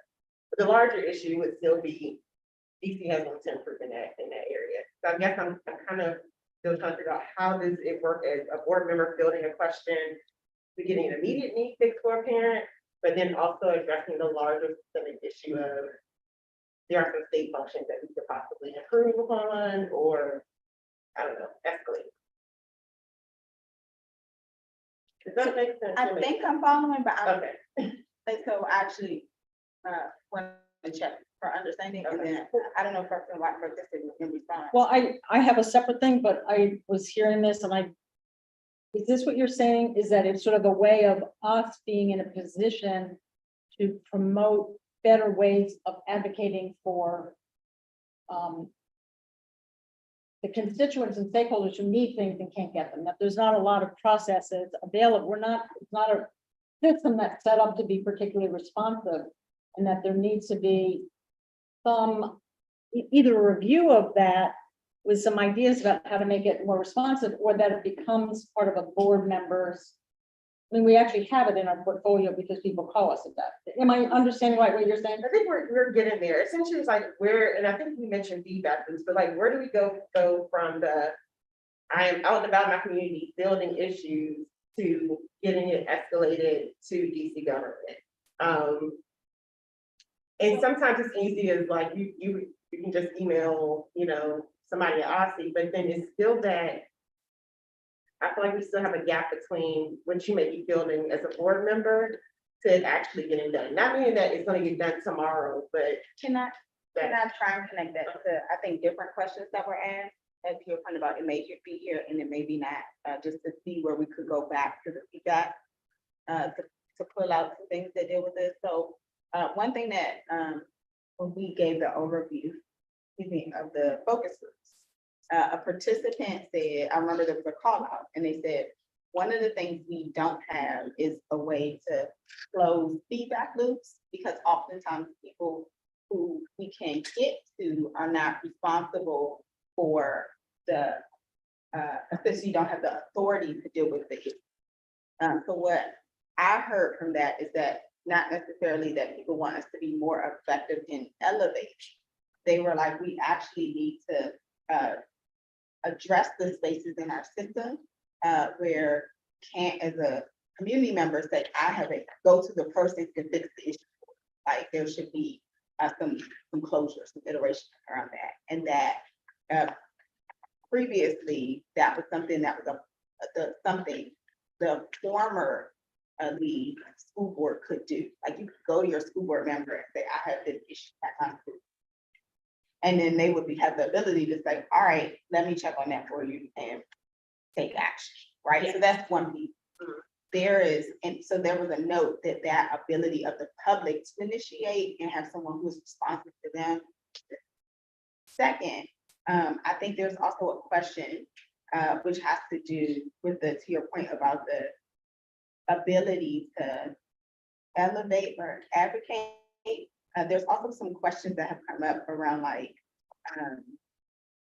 is it clear who you go to? Period. And like making it a more transparent and streamlined system. And so to me, that gets to what you're talking about when it's like, okay, I bring this to you, like, first of all, it's the right person, I mean, to get into, and then second of all, like, what happens to that after I bring it to person, right? So I would need to go back to like the focus group feedback for the first part.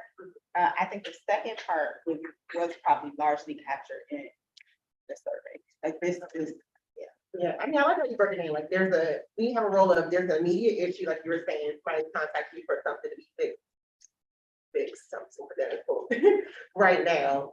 But then there's also the systemic issues, okay, this is not gonna get done in a year or 2 years. And then the third piece of that clarity of who gets this, either systemic or immediate complaint, because we don't have.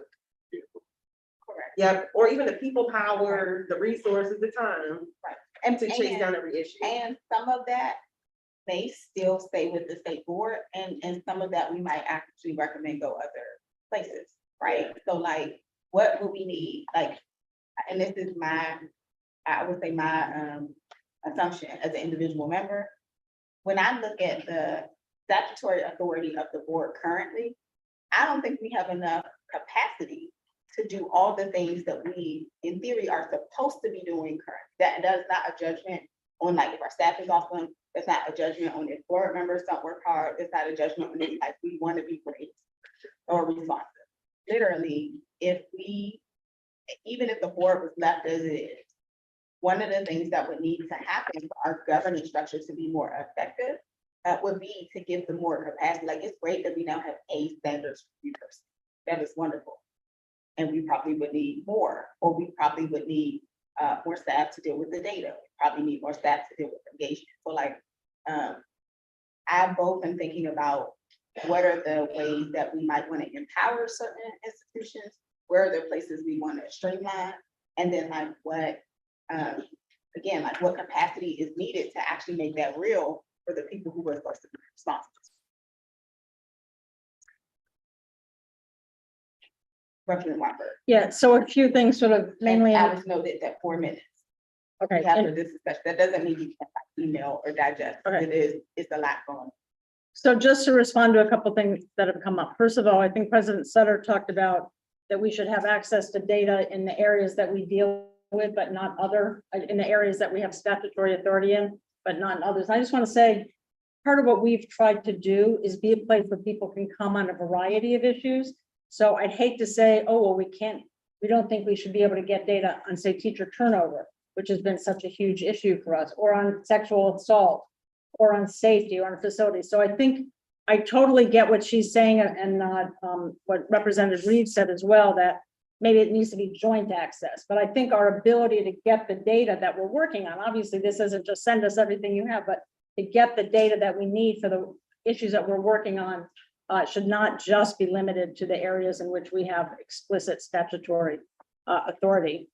Second, I do want to say on the personnel issue, it doesn't actually matter to me whether the board itself is the place where these issues can come from, but I think this issue of people being terminated and nobody knows why, it raises huge trust issues. And I think there needs to be a place. It could be, you know, it could be the Attorney General's office. It could be somebody's office. I think we need to have something in there that calls it out and acknowledges that in some places it's a state board, but it could be somewhere else. So I don't have a,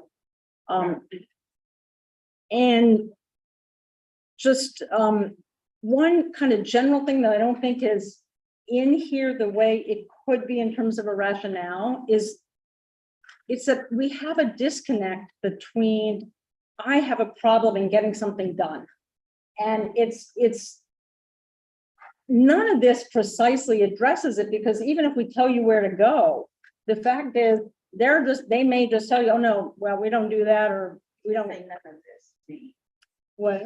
when you say none of this addresses it, the five recommendations. That I'm saying a lot of the recommendations that speak to what Representative Reed was raising and what a lot of the takeaways are about, which is this idea that it's not enough. I don't think people were just saying, I need the information. They were saying, we need a place where we get it, but we can go to with our problems and there's some accountability for solving them, for addressing them. And I just want to raise that one, insofar as we are addressing that, I think we should be clearer that that's an issue. And maybe we want to say more about how to address it.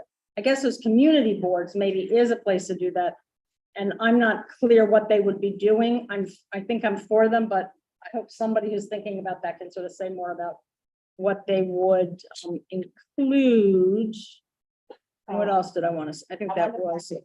That Representative Patterson's not said anything, and wants to jump in. I'm happy to also talk about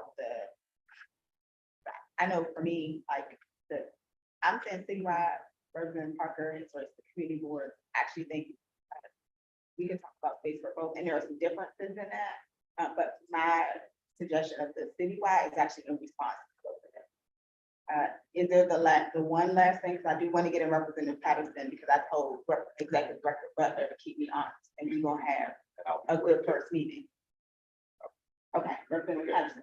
I just want to go back for everybody to put on the record, it's working meeting about the great weight, having been an ANC, and seeing what they can do individually and as a commission is what they're given.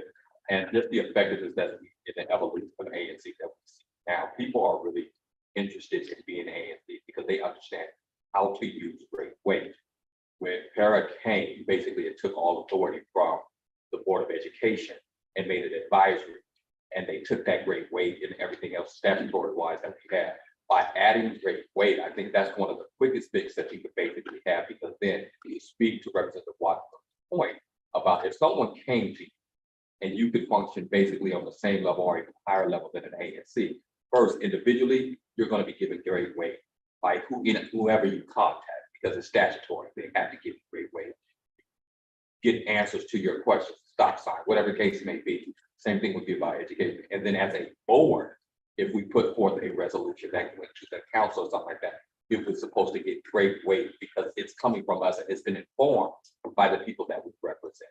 So I wanted to put that out there as like one of the ways that the council could look at very easily. It could be changed legislatively very quickly if you said, okay, we're going to give State Board of Education individual wise for each elected official and the board as a whole great weight on issues that come up about education.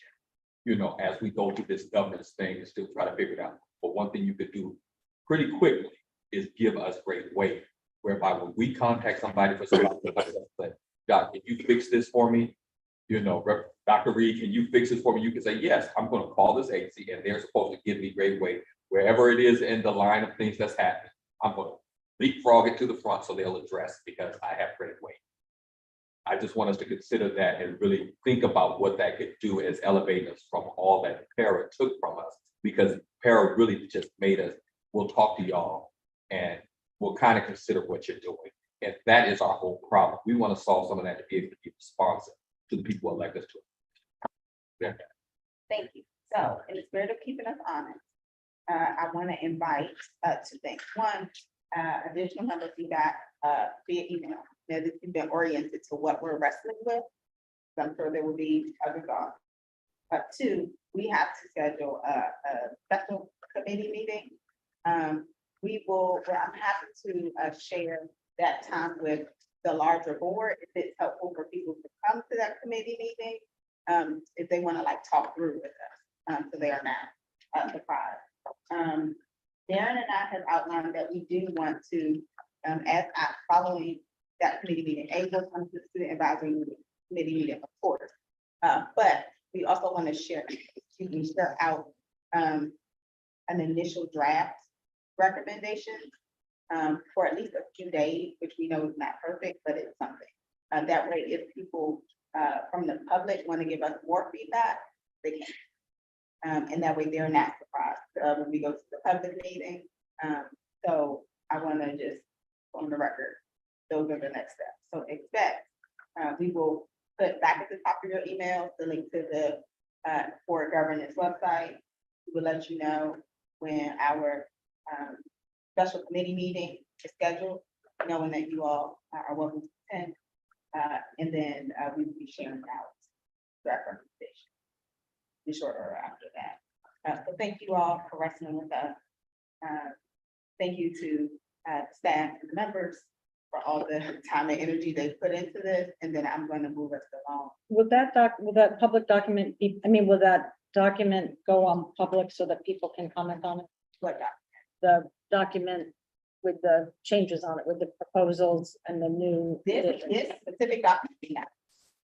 After we have our committee meeting, what we distill from that will go out to the public. But this is still, members are putting in active. Okay, so time. that's for So members. This will not be public.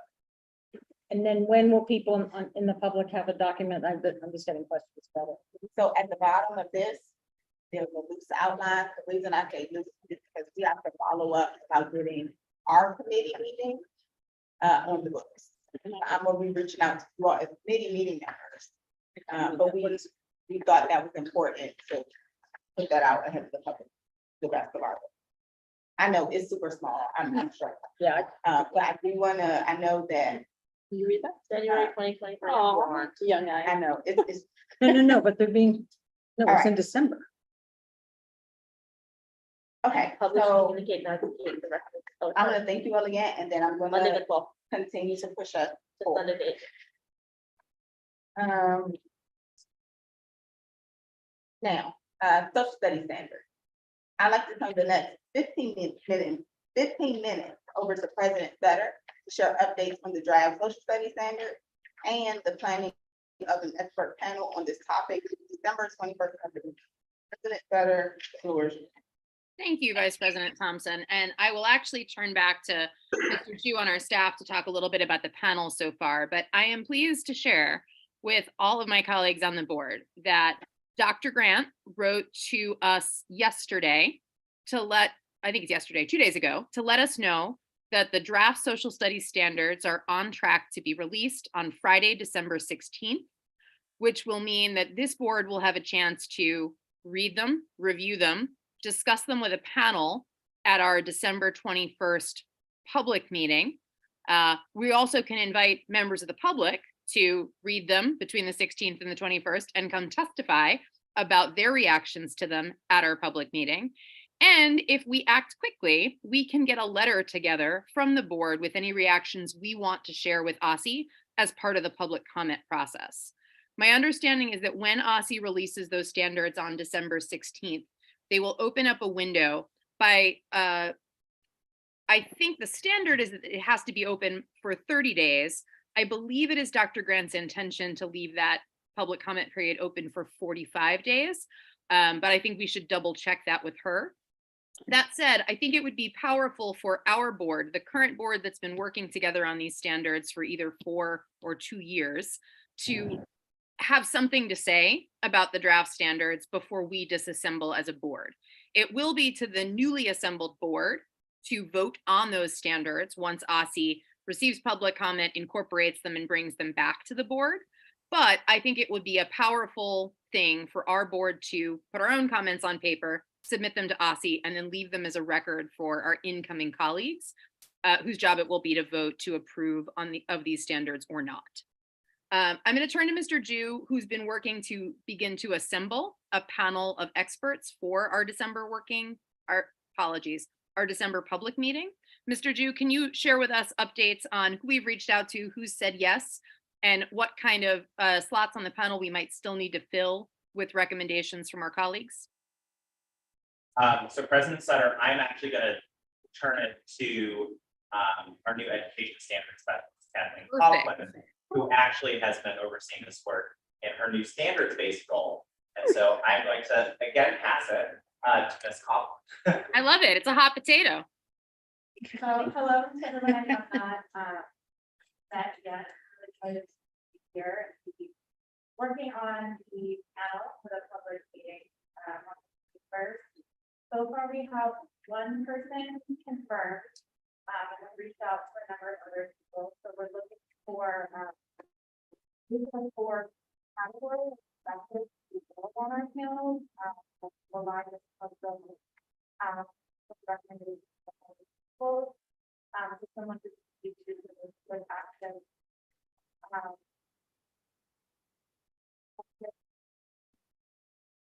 Google and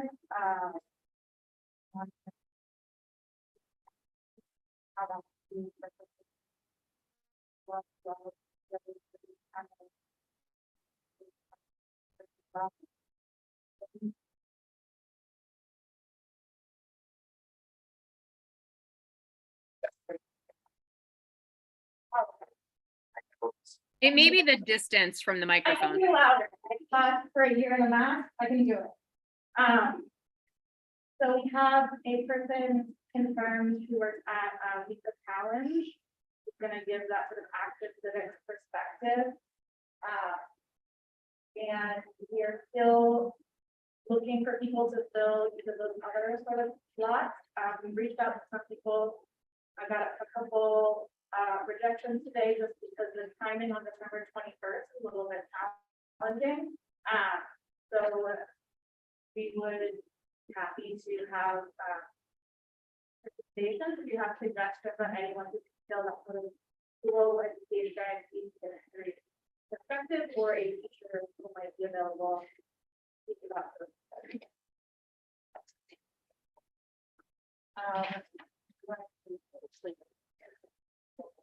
Yeah, I mean, I know. I saw Emily's hand and I saw Dr. Oh, do you want me to say now or should Yeah, I you can say it now. And then I think, what's his name? Cosby Hunt. From Inspired Teaching. Yeah, he does. He was teacher of the year. He was like a teacher for 100 years, and he now works at Inspired Teaching and does like, real world history education, but also does like PD for teachers. He's like, he knows it all. He knows it at every level, and he'd be great. And he's a great speaker. I think he has a course on DC history. He right? has yes, I'm sorry. And he has a course on DC history. He Thank also was one of the authors of the current standards. So I think that would be a huge win if we could get Cosby to come speak on the panel. All right. Yeah, so this is partly about category. Is one of the things that the board actually passed a resolution on was the importance in our current moment of having sort of a big thread around democracy, democratic principles, democratic values. And I would say that was even before January 6th. I mean, and just this idea of these principles like, peaceful transfer of power and checks and balances, et cetera. And I really think we should have somebody on that. And I can recommend a couple of people. I can do it here. I could talk to you afterwards.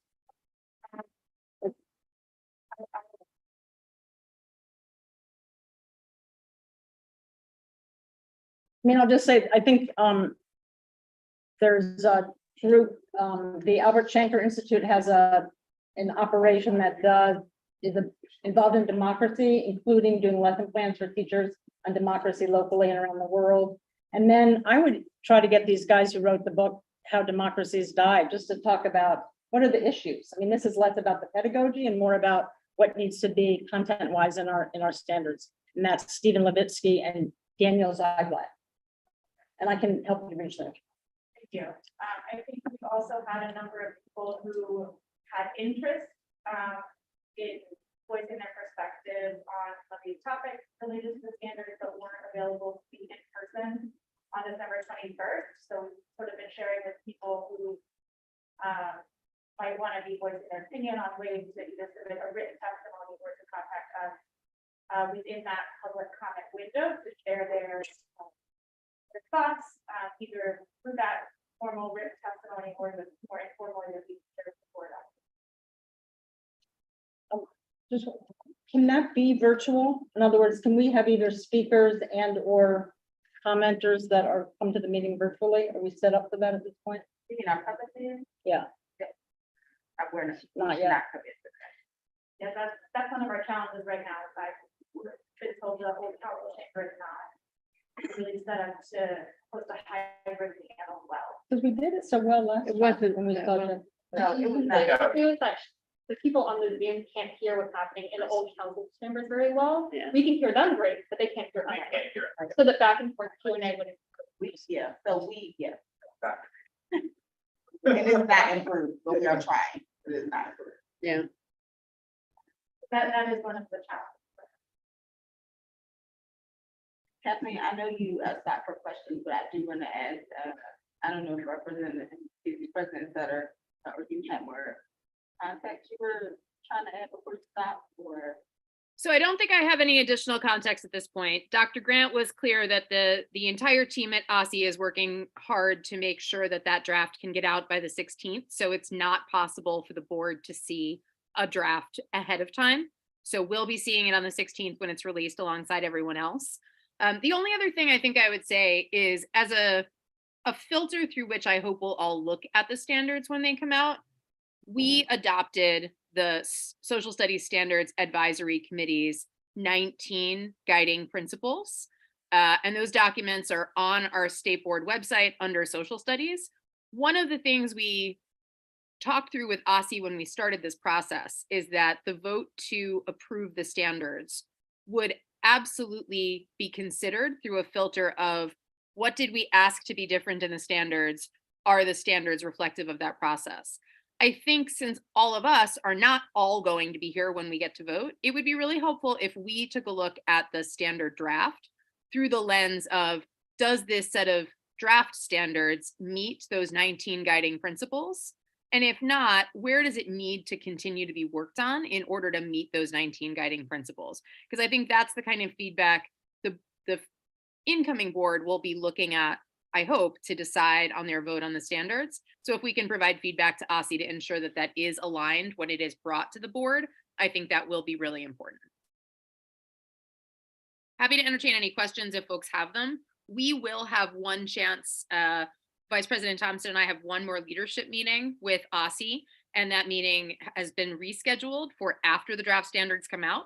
So if folks have any questions that they want to make sure we can ask of Superintendent Grant in that meeting with respect to the social studies standards, feel free to let me know what those are now. Otherwise, once you get a chance to look at the draft, we can also incorporate that into our meeting on the 19th.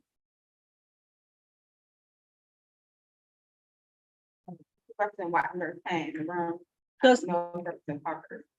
Just real quickly on the issue of the guidelines, we adopted those guidelines, and at the same time, we adopted the resolution about the importance of including the democratic principles. That was a way of conveying that message, but without going inside of the document. So I just want to be clear, we adopted this both sets, so.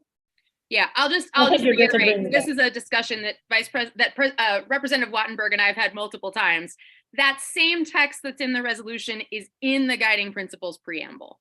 So that language in the resolution is also in the guiding principles document. And I would definitely encourage our entire board to take a look at the full document.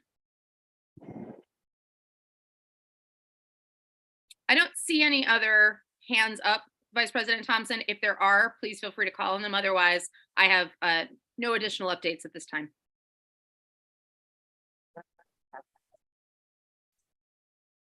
Does anyone else need that?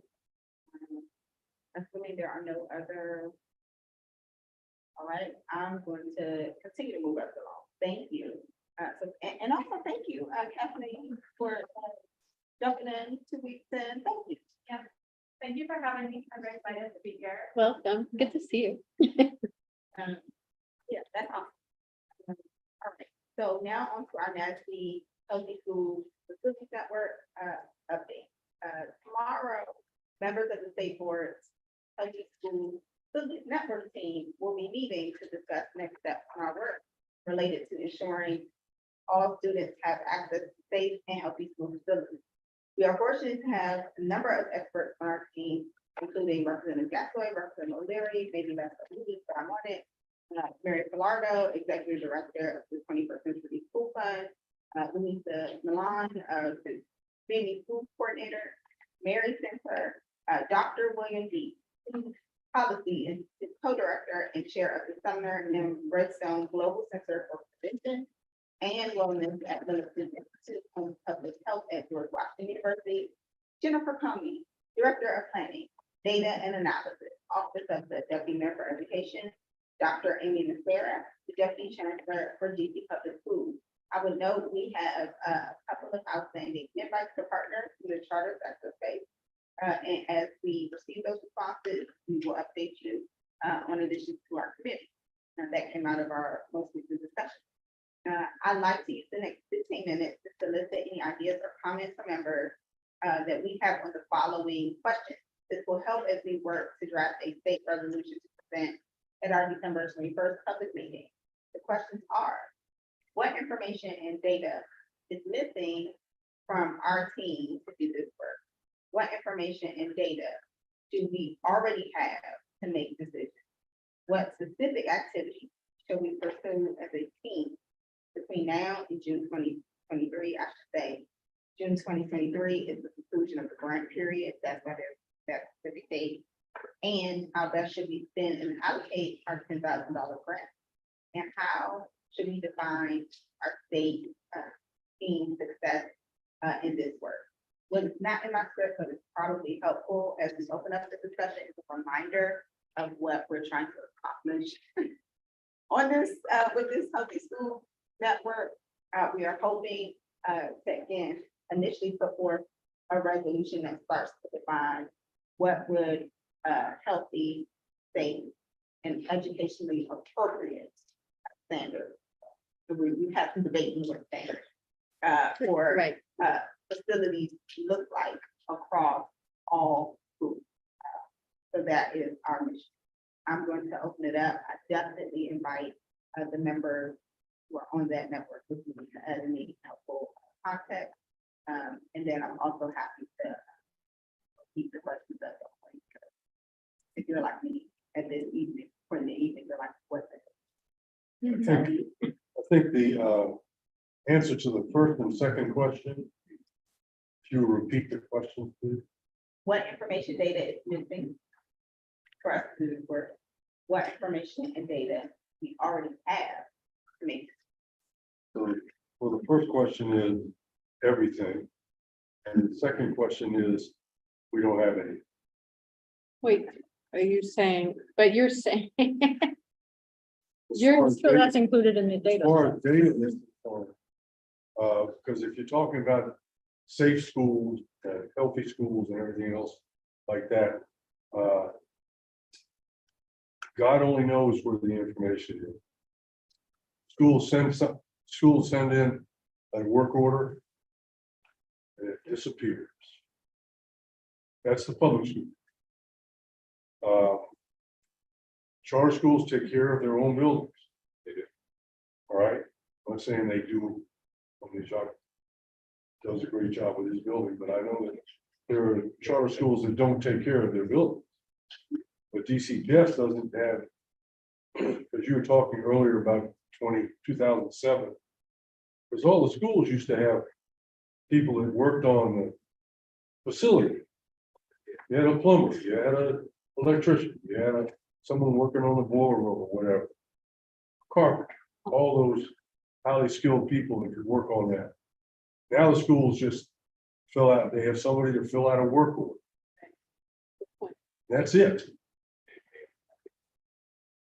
I was gonna save this for the new business or whatever, but on next Tuesday, the 13th,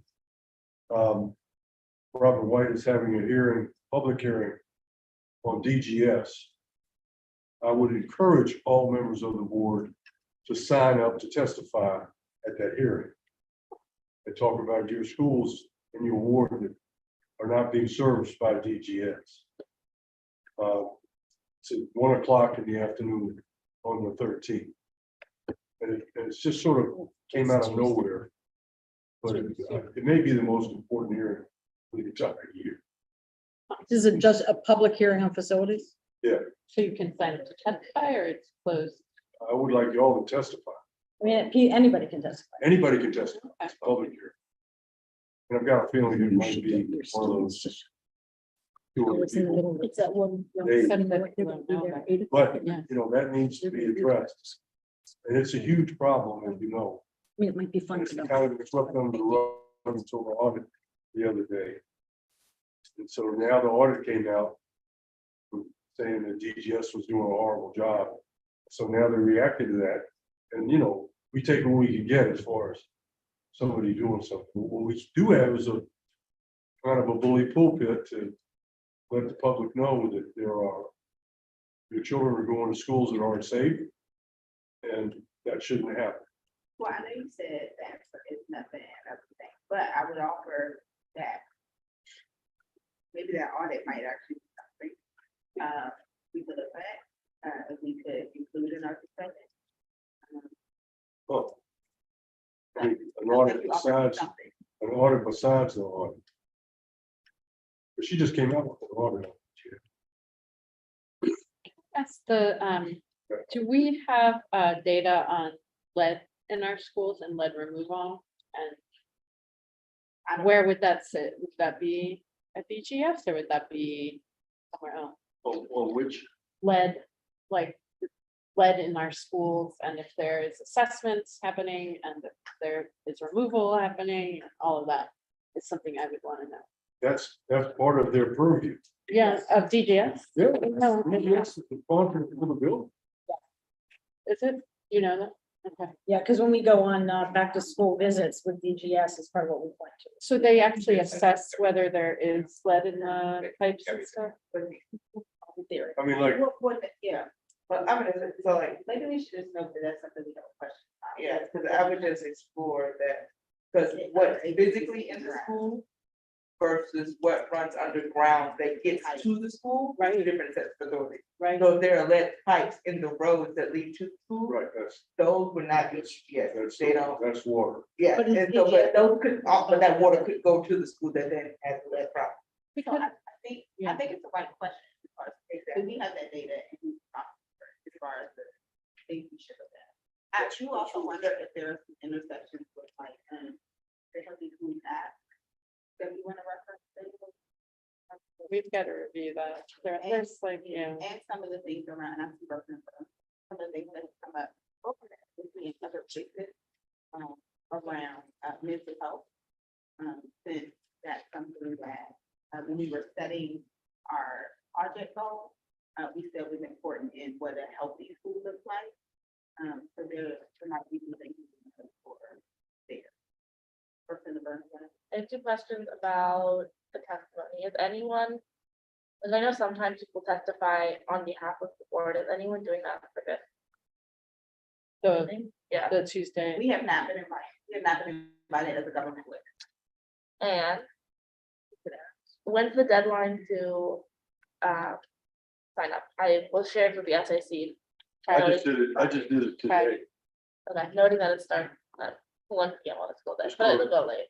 Go to council, DC council and hearing on the Let them 13th. know. Email them and let them know they will. I won't be testifying, but I'll share the information with those reps, or maybe someone can just testify on behalf of the SAC. Are they able to do that? Like, say it's not on behalf of the board, but on behalf of the student advisory committee, and it's not a government witness, it's just they are sharing their testimony. Just say that's what they're. I would assume, yeah, talk about it. But I would assume are there other summer researches, the questions about data, what's missing, what do we have? So like, what do we want to know? What do we already have access to? What specific activity should we be pursuing as a team between now and June 3? How best should we then allocate our grant? And how should we define success in this work? I would offer that one of the things we talked about in adopting, not just the resolution, but one of the metrics for success, I would think, is having our definition or standard or whatever we're calling it, adopted by the MFP in the boundary study, and that language being throughout or being like a guiding, something with reference to those processes, since they are happening currently. I think of that as like one metric for success. And then like as far as activities, I do wonder if we should think about, in addition, like the resolution itself will probably be an activity, but like, are there opportunities for like, should we be maybe a panel at another meeting? Should we be doing some engagement or like ways for the public to come talk to us? Like what, I would just say, yes, Yeah. I don't have a map in my head. But I would assume other members have thought about activities that are undertaken for representative story, representative familiarity, any other movement. I do think it would be helpful in sort of wrestling with that question of what are these standards? Are they guidelines? Are they guardrails? If we could hear from, you know, the folks who would be responsible for carrying them out. So I guess that would be, I mean, for instance, I think about charter schools, facilities is like you know, a struggle. And so just getting any facility, right? And so it would be interesting to hear from charter school folks on that, like what would actually be something that felt feasible and helpful versus like something we're gonna have to like circumvent, right? Or like work around, or so there's that. And just yeah, I guess for school leaders, what would that mean for them? Yeah, so I think that would be helpful. I guess I would say for y'all to stick a pin in this right now, because we have our meeting tomorrow morning, and we'll come back to you and let you know what we found out at the meeting. Because we'll have I'm sure we'll have a robust conversation tomorrow about things that you brought up. And we didn't meet 2 months ago. The only thing that I would add, not that you asked me, but there is a healthy youth in schools commission that already exists. And so maybe being able to pull them into this conversation or have them a part of any kind of panel to probe about what else that could look like. They have minutes and meetings and agendas and reports on the IC website. So they are meeting. Where is that? The 6th floor, 1050 First Street Northeast. Office of It's a State DC government thing. It is in the Office of the State Superintendent. Oh, well, that's, you know, we haven't had anybody come from the city. Well, thank you for that. The other thing I know we talked about, is including not just the building, but the ground. I was curious if there's anything out of the outdoor learning work. Yeah, With parts, I do recognize that not all school facilities have adequate outdoor space. And like if there's anything that we might actually be able to address with that, like I think about some of us not having enough of that. right. Yes, so I was gonna bring that up, and actually I was asking Mary Gallardo about that, if there was anything already written somewhere about, you know, access to outdoor space, and she said yes. And then so I want to see it, but she wasn't sure where. Okay. So, but then I was talking with Grace Manube from OSSI. She's the environmental literacy person at OSSI. And she didn't know about it.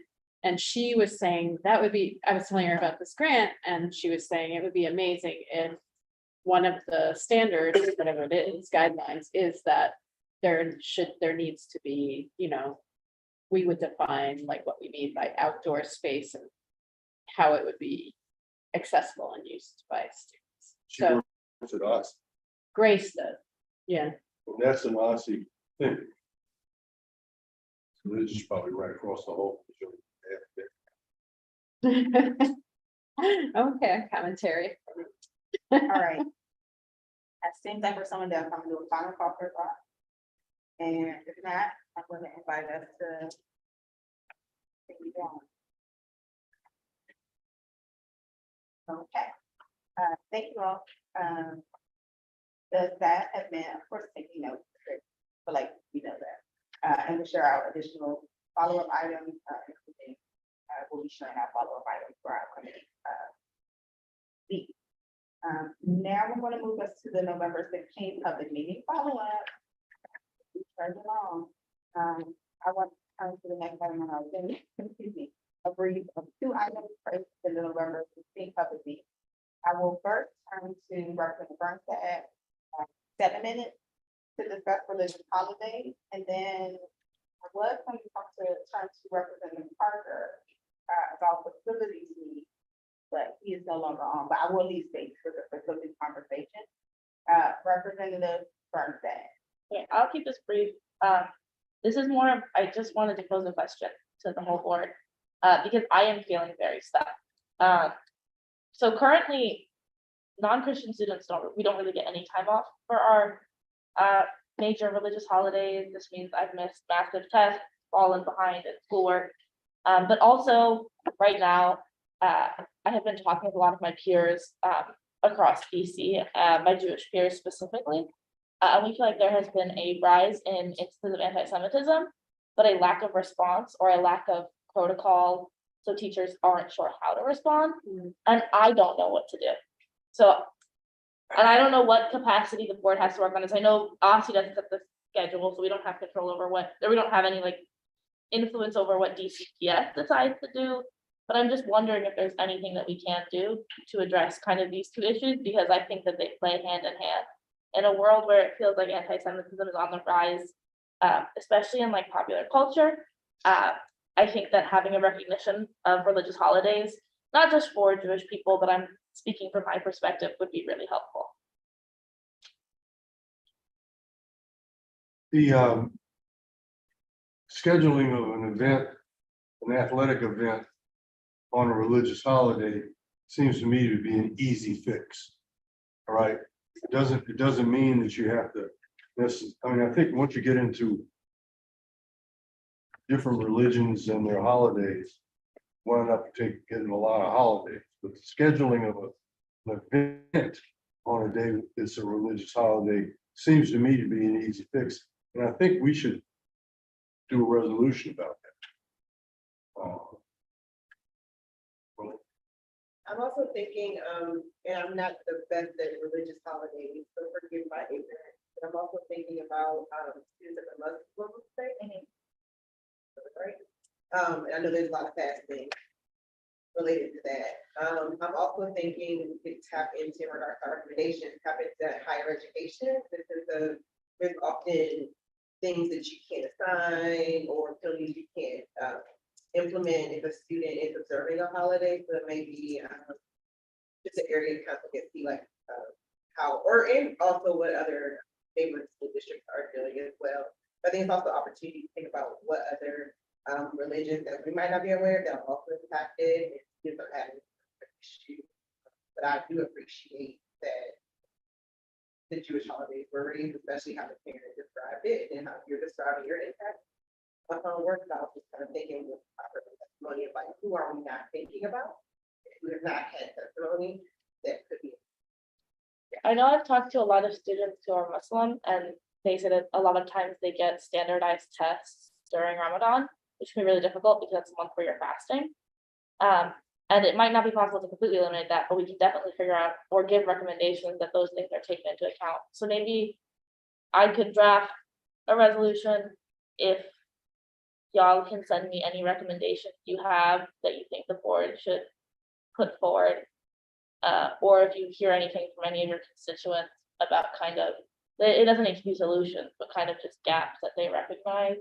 Like, and like, I observe these, and obviously like, we don't get every religious holiday off, but it's like major ones, like Jewish New Year, or like Lunar New Year, things like that, major religious and cultural holidays. So I have thought, and I'm gonna go rest of my personality. So I have two thoughts. I want to separate out the scheduling, like not closing school, right? That part, but like the scheduling of activity and how students are potentially penalized for them from what the process is like to actually establish the calendars for other days. I actually do wonder if, given we have had conversations around attendance recently, and that was emergency rulemaking, if when the public comment comes for that, there would be public rulemaking, there's something we want to offer around the not penalizing if they are in a certain, like, that might be one route to deal with some of it. I actually think separately as far as support, I know insight into how many students identify as what religious breakdown. I do think someone who's like I think about the college I went to 40% huge. And they were 40% Jewish, and then we have a certain amount of population that were Orthodox Jewish. You know, I literally take very seriously the whole like sunsets, do not do that. So like we thought about housing, right? Like we would not put them in the high rises that did us. That being said, that's actually not the point. The point is, a lot of times in higher institutions like that, what they do is they provide support around, we're going to record a lecture. So some of the practices that must be developed around asynchronous instruction could be valuable in the inclusivity as far as the cadence. Like, because I know that we got an email support around the bombing in particular, right? So we heard this, and I know Representative James following up on a couple of things, but those might be must be less from the board perspective of being responsive. The individual calendaring, I think is different question. I know that CPS has a pretty public process where you can weigh in on their calendars. They're typically a few years out. I have also actually heard directly from constituents that they would not want to see immediate calendar changes because they've already scheduled things like family vacations and they can afford to change them, right? And so I do think that the looking forward, like what we can do immediately and how we can move toward being more inclusive and weighing in on those future challenges. Asking the questions like, how many students are Jewish and with this impact? How many students are the Islamic faith? And like where should we, how can we reschedule and prioritize in future years out to be more inclusive with that? But I also recognize it would have to happen at the LEH level. We are at a time where we don't have the facility discussion, so I'm gonna lie, I guess, two additional minutes and then take 5 minutes for. This is very quick. I just want to acknowledge what you said about the rise of anti-Semitism, and I think what you said was that teachers don't know what to do about it. There are resources, so I can. From what I have heard, well, okay, it's also important to note that a lot of times the way anti-Semitism exists is that like people say things and it doesn't sound anti-Semitic if you don't know what you're looking for. So a lot of teachers will like overhear anti-Semitism happening, but they just don't know it. Like references to like Kanye West and things he said, like some teachers just aren't in the loop about like current things that are happening, which is understandable. But then in turn, it's kind of like from what I have heard, there's also like no protocol. So teachers don't know how to approach this, or they're not aware of protocols that do it. That's very current. Yeah, that's different. I wonder if there are like the Facing History that usually does like, or Rethinking School has resources around, helping teaching around bias. But they may be up to date with that stuff because it's happening now and I'm sure high schools are dealing with it. So anyway, are. I'll look, but it's interesting. I know Representative Sutter has a question in the room, and I actually have a question about would this be lumped into like bullying and teachers are not using the same protocols for bullying? Or are you saying that we need to provide support to educate or teachers and students around just like what constitutes anti-Semitic action, gestures? I think it's both. I think it's bullying and the fact that like sometimes people are very intentional. Like I have seen people like draw swastikas. I think that is considered bullying. Like I think that hard stop, that's like, or even more intense, right? But I think that sometimes students say things because it is so socially hidden that they don't know the context behind it. And there, I think it's just that we're missing like education and understanding of what this is. Yeah, so I think it just like depends on the instance. Like, I think sometimes it's obvious, but sometimes it's kind of more of a blurred line because it's really easy for a student to say like, well, I didn't know it was like this, but like, yes, you did. Representative Sutter? Thank you. So echoing what Representative Gasoy said, happy to share some resources from Facing History. There's a lot of good resources there that are worth, I think, all of us sharing with schools at our disposal at this time when we are seeing things like anti-Semitism and other hate speech and hate crimes against various groups on the rise. Second, though, is I want to thank Representative Bernstad for raising this. I want to suggest three things. One, New York State just changed some laws around religious holiday observation. So it might be worth looking at language that they may have used to add additional religious holidays as you're thinking about crafting language. Two, I had shared with Representative Chang, and I'm happy to forward it to you, Representative Bernstad, if I didn't have you on that chain the first time. There are a couple of charter LEAs that honor specific religious holidays that are aligned with their sort of cultural programming. So for instance, Yu Ying honors Lunar New Year, and forgive me, our Hebrew language charter school honors the Jewish religious holidays, Sela Public Charter School. So it might be worth looking at language they have crafted around why they honor those holidays as we craft that. And finally, we have two colleagues who are on like a school board fellowship, both Vice President Thompson and Representative Patterson. I wonder if they might know of any local school boards that have recently added religious holidays to their calendars that might be able to share some language as you all craft language around this, because I think where other folks have already tread the path, we can learn from and DC customize for DC language that already exists. Don't know, but we can put the ad out for it. Thank you. I have to add one more. I will note that Representative Parker is back on the line.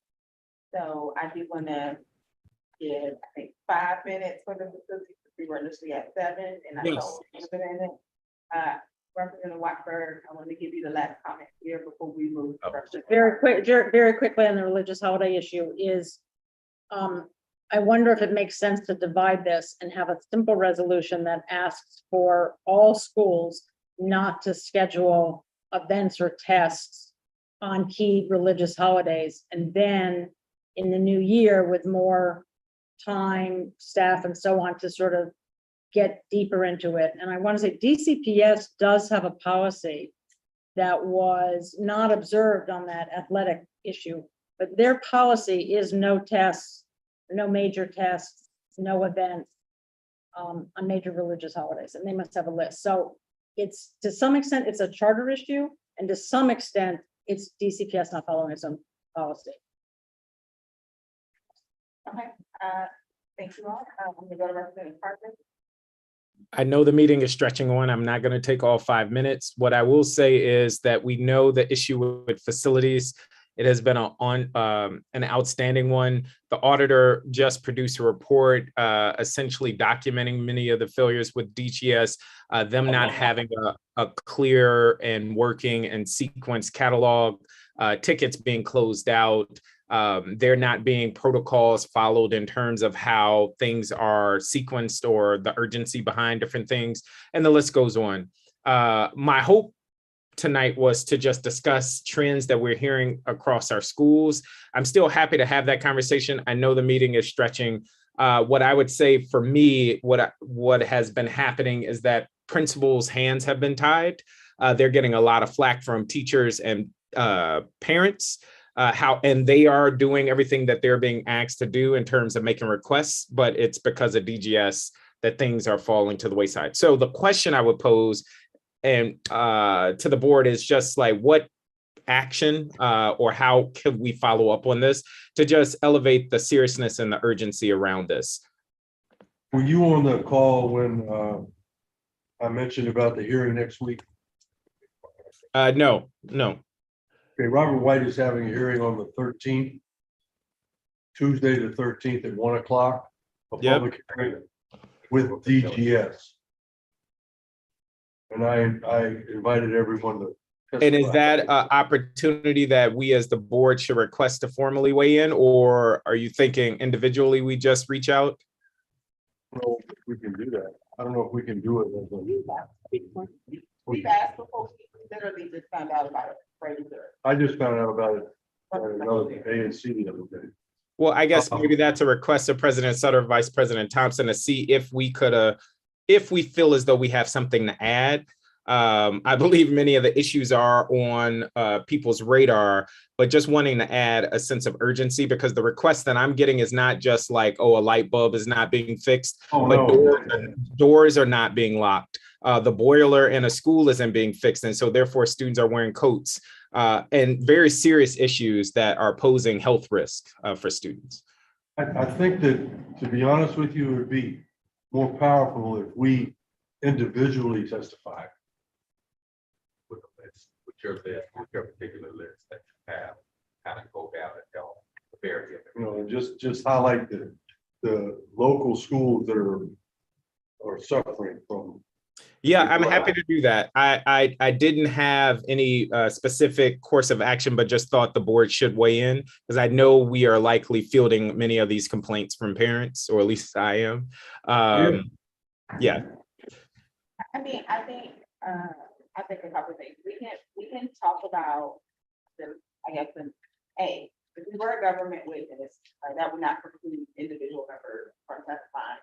I feel like typically with the government witnesses, they want people who can like speak to it from their agency and saying like, here's what we're gonna do about it, and that's not a role for the board.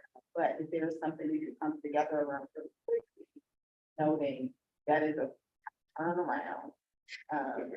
We could also be like, and maybe it is not just way in person, right? Maybe it's, we put something on the record. I think there are options, we should talk about it. My second thought is actually separate. Maybe they have issues with facilities. My ward, less shoppers before. But also, I would like us to think more broadly about facilities that DGS is responsible for. They just need to be appropriate for children. Because I also see a lot of complaints around things like playgrounds, Rec centers, swimming pool. splash parks, and all of that is libraries, all of that is DGS. And all of that, when we think about the whole child, which I think the approach we've taken as a board is important. So I don't want to just limit it to buildings. I would say we put it in from a whole child perspective. Representative Patterson. What I was going to say, there's a couple of things that issue right here. There's the individual, each board has their problems and things like that, and there's the overall problem with DGS. My thought process around this is basically that when we had a school board back in the day, they were over facilities, we were able to prioritize what was going on. And as Representative Kadarius talked about, they had people in the buildings who knew the buildings, they worked on the buildings. Then we had to change, and we have what we have now. One of the suggestions I think, if we want to look forward as a board, is that work orders that are coming specifically for school based on the urgency of what they need because they speak to our children, DCS needs to separate that out, so to speak, about creating, if they're going to, continue to detain that, doing field in school building, some of that needs to become so they can be prioritized away from all the other buildings that they take care of, all the other government buildings, because they just kind of lump them all in together. And that might be something that we might want to recommend as a board, that, look, schools need to take a priority over everything else that's in the portfolio of DGS, because they have health issues, they have so many other issues. The same. I don't know if there are other immediate thoughts. I know we said we'd be quick on this, and I also know we'll probably need to take this conversation offline, because we're trying to figure out what tactics to use and what's feasible. So I wanna, I see Representative Whitmer, I also wanna check, because I've been inconsistent about the phone piece. To Representative President Sutter had anything, before I go back to final comments? Nope. Okay, Representative Whitmer. Very quick, just I would encourage all of us to send out alerts to our lists to encourage them to go testify, because that's what wakes up people, is lots of people testifying. And the second thing, to Representative Patterson's point, I think that's a great idea, and to ask the council, we could even do this legislatively, next term, but now to name a team at DGS and make sure it's funded and there's enough people that's just on DCPS. Great idea. All right, any other final thoughts before we move to the committee report? Right, hearing that, thank you all for engaging in both for those discussions. And I'm gonna move us on to the committee report. So each committee chair or chairs will have no more than 2 minutes to quickly report. This will be followed by 2 minutes for questions, 2 minutes, 2 minutes. Members, I would also direct you to the printed committee report in your folders, as well as the information simply in Dropbox. First step, as usual, student advisory. Okay, I apologize, we do not have a printed out committee report in front of you. That's because I wanted, one, I dropped the ball, but two, I didn't have the full agenda for the resolution until today, for the agenda for next week today. So last time the student advisory committee met was on the 14th of this month. We voted yes on the community service OSSI resolution, which was presented to us by Andrew Gall, and then we also voted on the public safety and early literacy resolutions. For these resolutions, many members had substantive changes or additions they would like to address or share with the board, but they felt that because there wasn't enough time for us to propose these recommendations, we met on Monday and the public meeting was on Wednesday, that the review process kind of wasn't working. We felt that some members felt that it just wasn't enough time. We also talked about things that we plan to work on, which is mental health, school quality, specifically like things like DGS, and students want to talk about school lunches. The next meeting is packed. It's the 12th of this month. We'll be voting on some resolutions or talking about resolutions. Then we're going to be reviewing the committee member selection process. We also are going to think about some questions about if private school students can be in the student advisory committee, which we have been asked to add to our agenda. We're going to be brainstorming potential solutions or projects that address the issues we outlined in the first meeting. We're also going to review the calendar for the next meeting. If there's anything else you'd like to get on the agenda, and we're going to talk about the bylaws, which is something that I also plan to raise in new business. If there's something you'd like to add to the agenda, please send me an email with the other student representatives. The SAC meets in person on Mondays from 5 to 6:30, the second Monday of every month, except for the Mondays where we change it on the calendar. But we meet next Monday at 5 o'clock in room 1117. If you want to attend, you're more than welcome to. Just let me know so I can be aware of who's going to be there. Yeah, are there any questions about the SAC committee report? Are homeschool students already invited or? So the SAC doesn't really have any real rules, regulations, or guidelines. We're not in the bylaws, so no one is technically excluded. But currently, we have kept it to advertising it to mainly public school and public charter school students, because that's really who the court's work has the most oversight on. So we don't want to ask students to come and share their voice when we can't necessarily take their recommendations into account when considering resolutions. But that question has really just come to us today from President Sutter, so we're gonna dedicate time to think about it at the next meeting. I was thinking that you're considering private. Yeah. What time is the meeting? It's from 5 to 6:30. Where? It's online? No, it's in person. We don't have any online capacity, actually. Thank you for reminding me. It's in room 117, which is just the room all the way over there. 1117. And we'll have snacks if we can get a food waiver and probably some baked goods.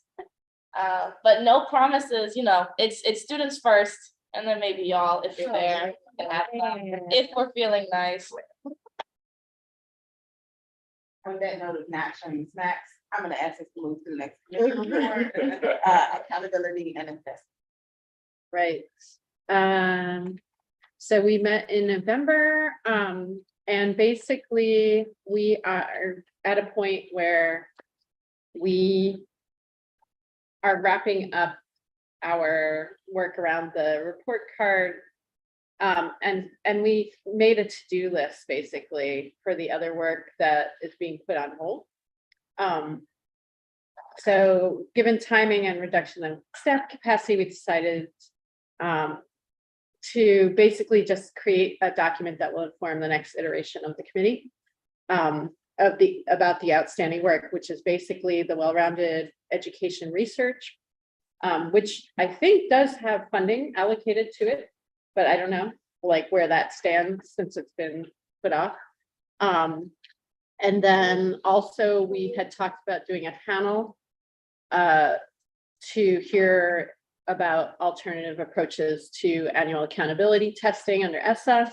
And at first I said I would do it before the break, and I'm like, it's holidays, I'm crazy, so we're not doing that. It doesn't make sense. So we're going to put that off till January, but we're going to put together a list of recommendations for who could be on that panel. And I think the only other thing that was raised was this issue of prioritizing committee work. And I just want to really clarify, this is not about, staff. Our staff member, Darren, is amazing and has done amazing work for us. So it's not about that at all. It was more about how does the board prioritize work when this situation comes up. So when we find that we are stretched thin, and we being staff in this case, how do we manage that? And is it who decides okay, since we're stretched thin, what is getting chopped from or postponed and so what I would assume is that since this is work that's in a work plan, that it would be something we would want to bring to the whole board, and that we'd want to at least have a discussion, if not a vote. So that's just something I want to put out there. Maybe this comes up in new business now, maybe this is a process that I don't know if it's in the bylaws, but it might be something, maybe we want another document that's about guidance, just these are our protocols, or these are how we do, right? So that's just a separate piece, obviously not about accountability, but it came up. So it's a discussion we had. And then we are not going to meet in December. So that's it. Anything I left out from Maya? Any questions about the 2-minute report from members? Wait, what? Questions, we do questions, any questions? Oh, yeah, sorry. I thought you said, okay, 2-minute report. My 2-minute report. Yeah.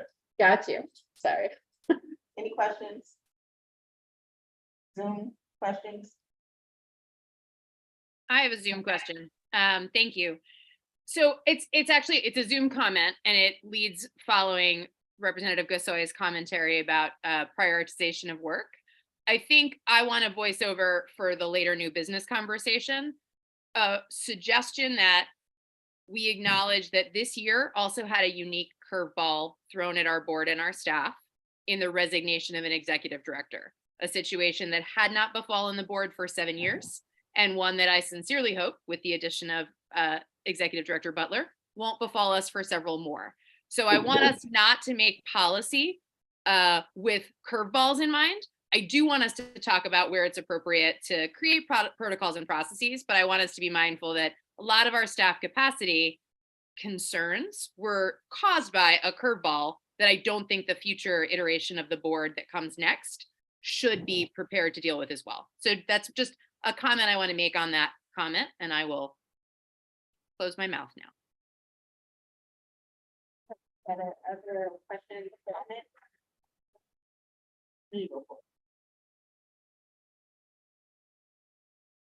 All right, hearing none, I'm gonna, actually defer my, 2 minutes because the admin committee, did not meet.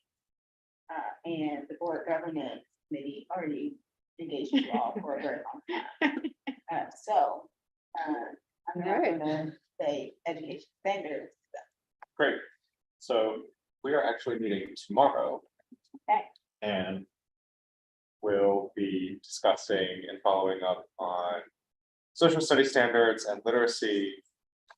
I got a chance to participate in the first literacy task force meeting this last week from OSSI, which was mainly introductions.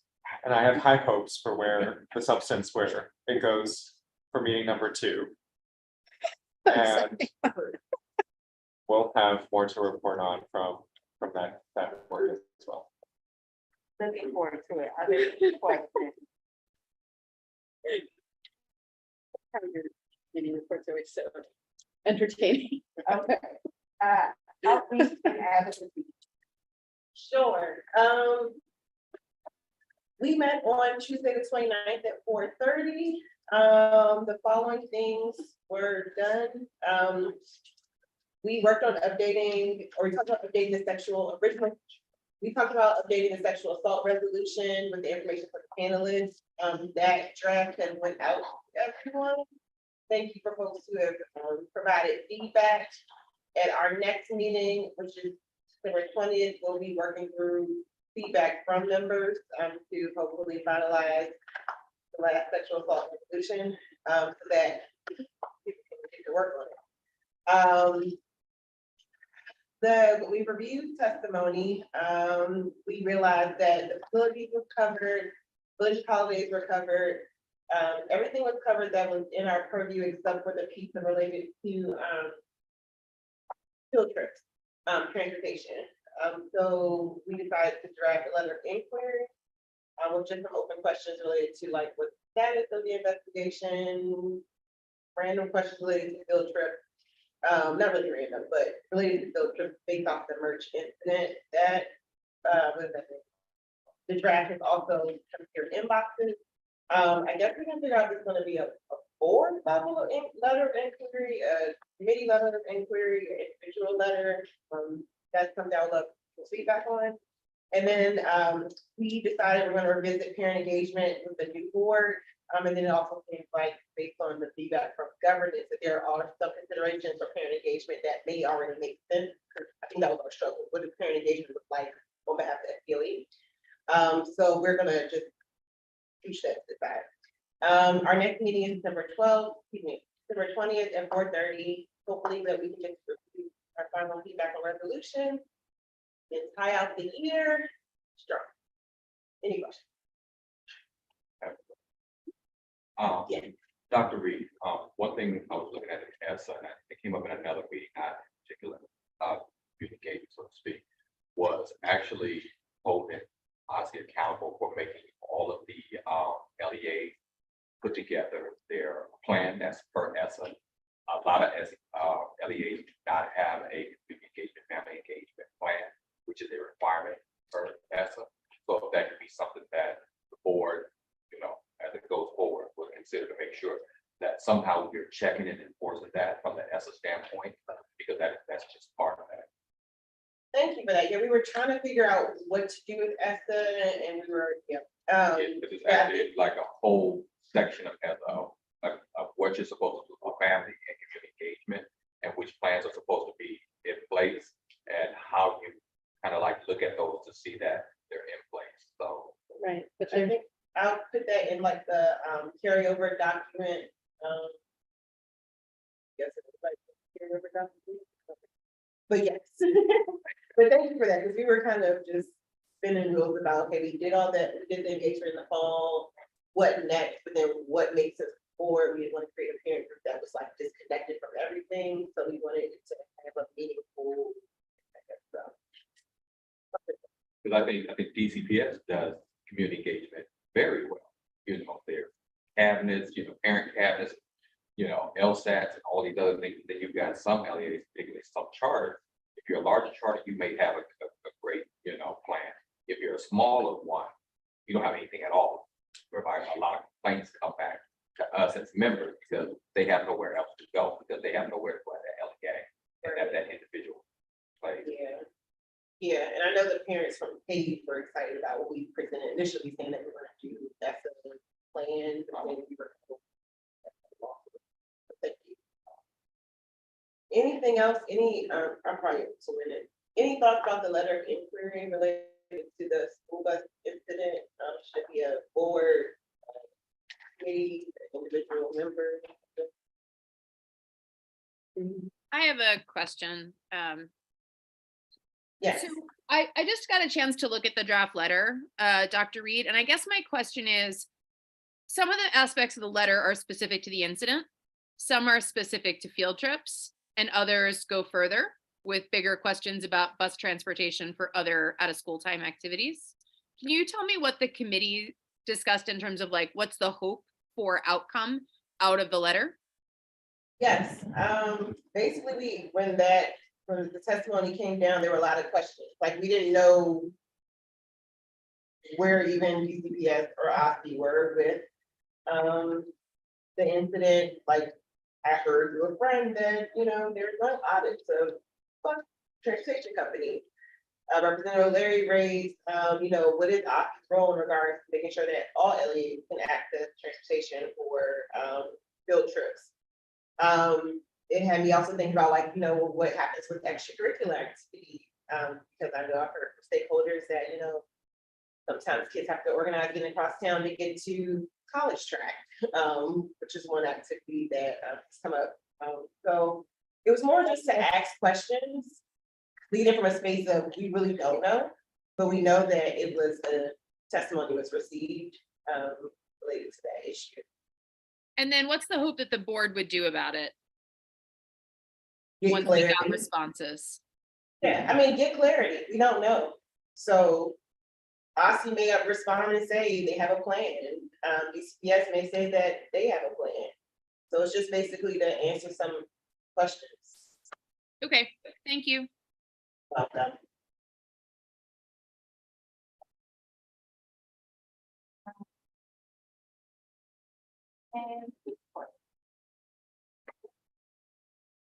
We last met on November 21st, where Jessica provided an update regarding our teachers' data warehouse bill. She shared that OSSI had feedback and concerns regarding the bill. The hope is that we can work with OSSI to amend the language so that we can present an updated version of the bill to council next year.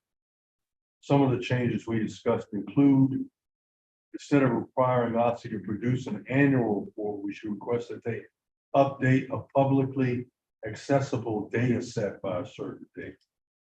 And on that note, rather than requiring OSSI to report data by December 15th of every year, the state board should discuss with OSSI what timing makes better sense for their data collection schedule. Since OSSI had data privacy concerns, we should still request that OSSI collect data with teachers' unique identifiers, but instead, we should clarify in the bill that OSSI should not publicly report the data with the unique identifiers. A key tension of the bill was that OSSI doesn't want to collect reasons why teachers leave, because while DCPS has an exit survey, not every charter LEA issues one to their teachers. And so OSSI has a concern around data consistency.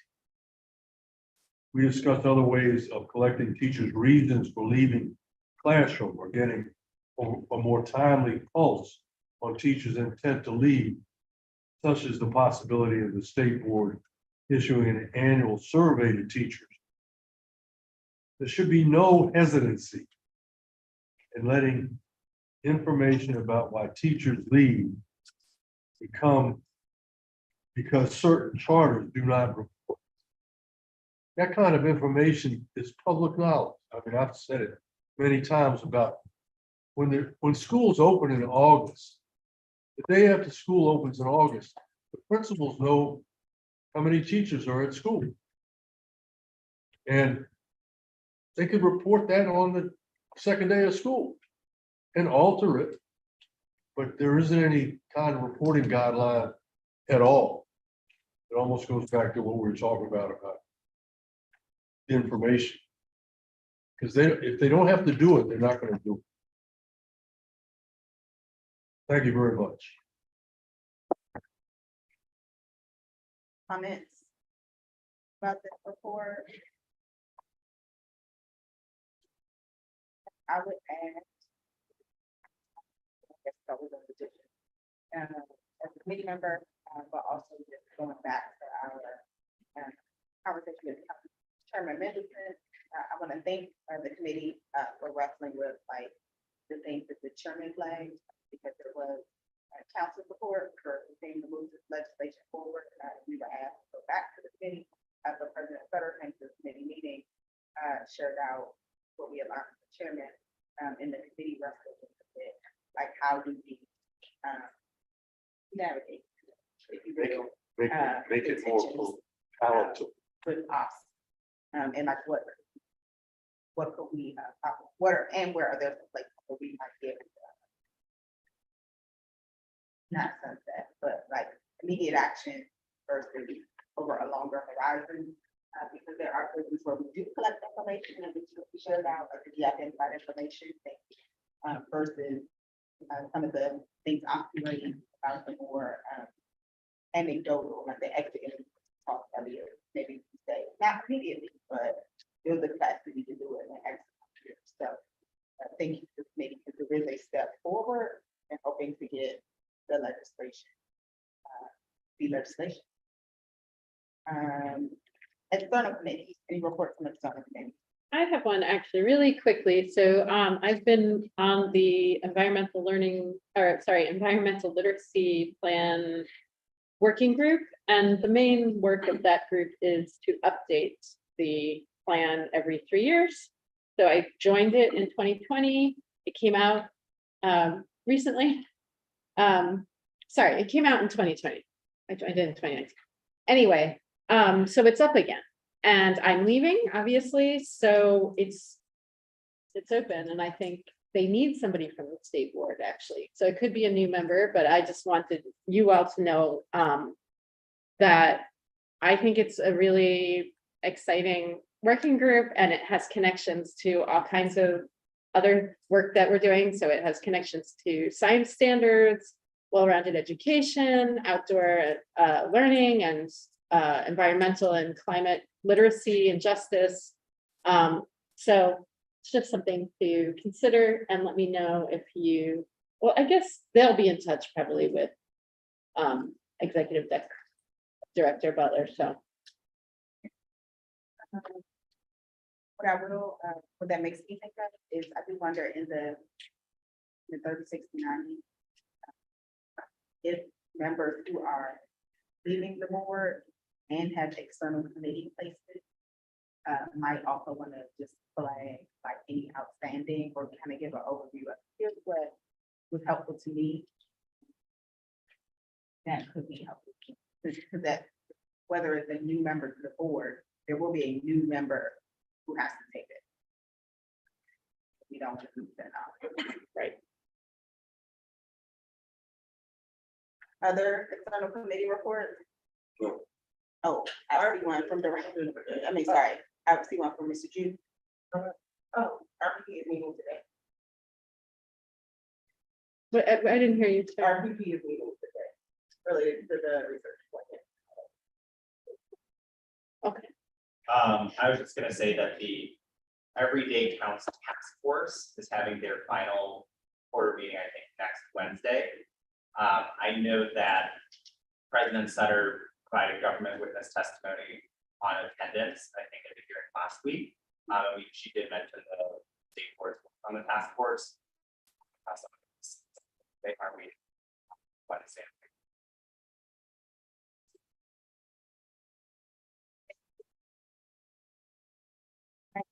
Final call for committee report. Comfortable with hearing none. I want to invite us to new items of business from center. I'm just gonna work my way around. Start working, go there. I just want to say that it wasn't in vain that all of the testimony the teachers gave about the horrible state they were in about their pay. Thank God that they finally got a pay raise, finally before Christmas. Could have been done 3 years ago, just like that. There's no reason why it shouldn't have been done. There's no reason why it shouldn't have been done 3 years. That's the game we're in. But they got it. You got it. It's not retroactive back to 2017. Representative Thursday. Okay, I want to follow up on something that I know Representative Parker sent an email on earlier this week, and I respond to that email as well because he had to log off. But I'm hoping that we can briefly discuss potential bylaw changes to be voted on at this public meeting. There are two that I'm really interested in specifically. The first is just adding the student advisory committee as a standing committee, because we've talked a lot recently about what the roles of the student advisory committee are in terms of revision, but unless the student advisory committee is explicitly listed in the bylaws, which as it currently stands, it is not, I don't think that we're able to kind of effectively engage with this.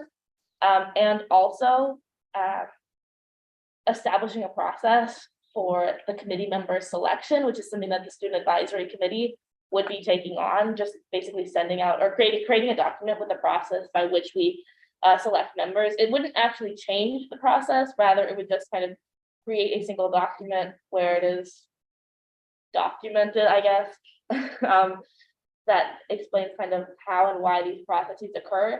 I understand that there has been some hesitancy to vote on bylaw changes now. However, seeing that the student advisory committee might not meet until March, and that we won't have a president until the January public meeting, we wouldn't be able to really vote on it, I don't think, until February, and even then, I'm sure there would have to be some discussion about that. I hope that, and I will send out kind of drafted language shortly, that we can consider raising it at the public meeting, so that the student advisory committee has some time to get started on it, and kind of on this draft of, kind of writing out how we choose committee members, since we only have about like 4 more meetings left, because we end in June. And I also know that Representative Parker noted in his email that we should consider increasing flexibility in our committee structure, but I don't know if I'm most qualified to talk about that piece.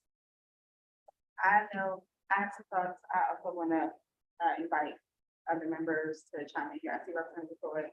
I want to check see what's going on from, I see Representative Wattenberg, that hand. Representative Bree. Okay, I'm gonna go to the phone first. Thanks, Vice President. Thanks, Vice President Thompson. So I just want to illuminate for the membership.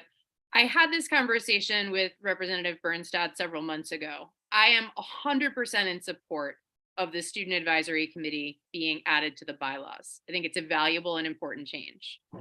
My research into how often bylaws should be changed says at least every 5 years, but not too often. So by that, my cautions for all of us is that the bylaws have been changed 3 times since I've been on the board. We changed them in 2019, we changed them in 2021, we changed them in 2022.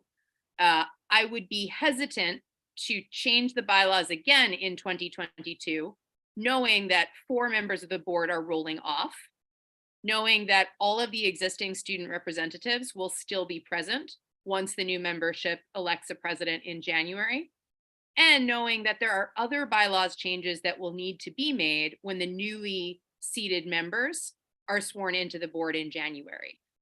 So I am not interested in or excited about bringing bylaws changes to our board on December 21st, because it feels unprecedented and it feels out of alignment with what I think is an appropriate response for an elected official who is a lame duck. That said, I'm writing an exit memo to align with some of the things we talked about, like my non-SBOE external seat, other recommendations I want to leave for the incoming board members. This to me is one of the things I want to leave with all of the remaining 5 members of the board and the incoming members. Like, this is a bylaw change that should be made when you all amend your bylaws after the new board members are seated. So I just wanted to share that perspective with everyone. Representative Bernstad and I spoke several months ago, and I shared this with her then. So I wanted to make sure I shared it with all of you. Thank you. I think I had my group together, so I'm gonna try to work it this way. I know I said Representative Troy, I think I said Representative Watford, and then I think it was Representative Reed. Did I leave anybody out? No, perfect. Yes. That's interesting. I'm glad that President Sutter went first, because you raised some, I don't know, I guess I'm not surprised. I have a totally different way of viewing it. So what I was going to say was, actually, I think it makes sense for this board to vote, because just on this alone, this issue of the SAC, we have knowledge of this, body. We don't need to get up to speed on it. We understand exactly what you're talking about, right? And I think, to me, it doesn't make sense for the new board or the new members necessarily to vote on that in particular until they understand what the SAC is and what it does. And by then, you guys will be pretty much done. Because we only have 4 meetings after. the Right, budget. which maybe that's not what's important, because you're talking about sort of the structure beyond you. And we want to establish Right. a process for next year's committee member selection. Right. So I guess for me, and that speaks to sort of why this goes back to the conversation at the retreat and why I thought this was maybe going to be part of that conversation, but whatever. So we talked about, the need to mine this iteration of the board for its institutional knowledge, right? We have somebody who was president for 2 terms, who has been on the board for 8 years, who's leaving. I was in leadership, Zach was in leadership. I just think it makes sense that we would sort of address these issues with these folks who are, precisely because we are leaving. So that's my sense of it. But also, I guess, President Sutter mentioned research about how often to open bylaws. I guess I'm wondering, research on our institution or research on something else? Research on the legal concept of bylaws and when they should be altered, for what reasons. Robert's Rules has a whole section on amending bylaws versus revising bylaws. And it's generally not good practice to revise bylaws consistently, because they are the institutional governing rules of the body. And that stands apart from sort of processes and procedures that individual board iterations and terms might put in place. Representative Watford, and then Representative Reed. You're not gonna comment. Yes, so first, I really do agree with what Representative Gasoy has said in terms of why deal with the bylaws now. In fact, I can now think about, it had never really struck me until we've all had this conversation. But it always struck me that we had the bylaws discussions at the very first meeting of the board, and everybody's like, nobody knows what the bylaw discussions are about, except whoever's left. And so they never really got the attention I think they deserved. So I actually think they should be, regularly considered, not at the first meeting. I just put that out there. But I also think it's important to your, I've been in a lot of organizations. I'm not aware of that 5-year thing. I also think it's important to remember, I was thinking about this recently, we're still a pretty young board. And we're still pretty much putting into place the institutional procedures that make sense for us. So that's another reason to be revisiting them more often. One thing that I would be totally open to for a lot of this is to adopt them as sort of rules, not necessarily bylaws that require 2/3, but, and it seems to me we used to have those rules that we adopted by a majority. I'm looking at Mr. Jew. I don't know of set, there could be, again, Representative Watford, you've been here longer than anybody in this room, there's proof of that statement. And so, yeah, I don't know if there were previous actual rules, I have not seen them, we've been big for our archives to see, but. I mean, if maybe somebody who knows Robert's rules could see if there's sort of a separate way to have rules as opposed to the bylaws, because like I said, my point is not to have them be, nobody else can change them, it's to put into place, as Emily said, to use the institutional knowledge we have to put into place processes that will serve the next board. So that would be my argument for doing it now. And now I want to just throw some things out that I would like to propose, which I'll then send out to people in writing, but Wait a minute. Is Okay. this in relation to this issue we're discussing, yeah. or like the spent thing that Representative? Well, I'm gonna add, it's part of the bylaws discussion, and then I was gonna throw out additional bylaw ideas. Can we take that separately? Can we finish? Oh, sure, yeah, I thought it was about all the bylaws, okay. Because I want to focus on the one And thing. then I'll just say, in addition, it seems extremely important to deal with the student advisor. Representative Ruby. Similar in regards to, you have 3 presidents, and a vice president coming off the board, former coming off the board. In regards to the staff, we often mention that we can't move forward in resolutions, et cetera, until staff reviews it. And then to hear that technically they're not a body that we have to consider according to bylaws, it seems like it's a procedural thing that we're missing to just add staff as a recognized committee, because they're in the process of how we review our resolution. Unless we just unnecessarily been included with staff, which I don't think so, but I'm just saying the staff is often used as a reason why board members have to vet certain materials. So if we can at least make the staff official, I am for that. I think that's all. And I'm sorry, it does seem like there's, but I know we're busy, but it's like we need to stand out for the procedure. For the other thing. That's all I got. All right, I put myself in the queue. I have the following thoughts. Thing one. As part of, I've been thinking about this 30, 60, 90 day thing. And I've been thinking about the questions that have been raised about work plans and other things. And I've been thinking about the staff capacity. And in full transparency, I had this conversation with Representative Parker earlier today. I would assume that the 5 continuing members on the board would be supportive of the SAC being in the bylaws. I also would assume that based on our conversation, we probably want to reopen and have a fuller conversation around committee structure, period. I think one of the things I heard, which I would have a question about, is when you said like we have 4 more meetings, like what the needs are as far as you are, as far as getting the work done, because if it's get the work done, make it, do it in January or February. I want to better understand that, because I don't, and that's what I don't like to assume, but I do have some hesitancy around setting the precedent of changing bylaws with the body changing.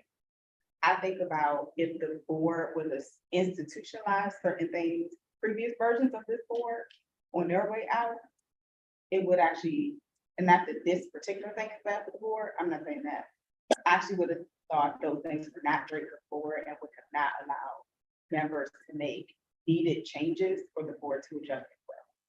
So while I fully support making the FAC part of the bylaws, I actually would want to talk with continuing members about a larger adjustment to the committee structure, period. Which, and I do feel some uneasiness about us literally setting a precedent that like on the way out the door, you're gonna change bylaws. I've never been cool with that in any organization. I just had a whole fight with this about our work of the den. They wanted to change some stuff and the board was changing over and they didn't. And then the new board ended up changing it, but people felt uneasy because the rules were changing as the bar was changing.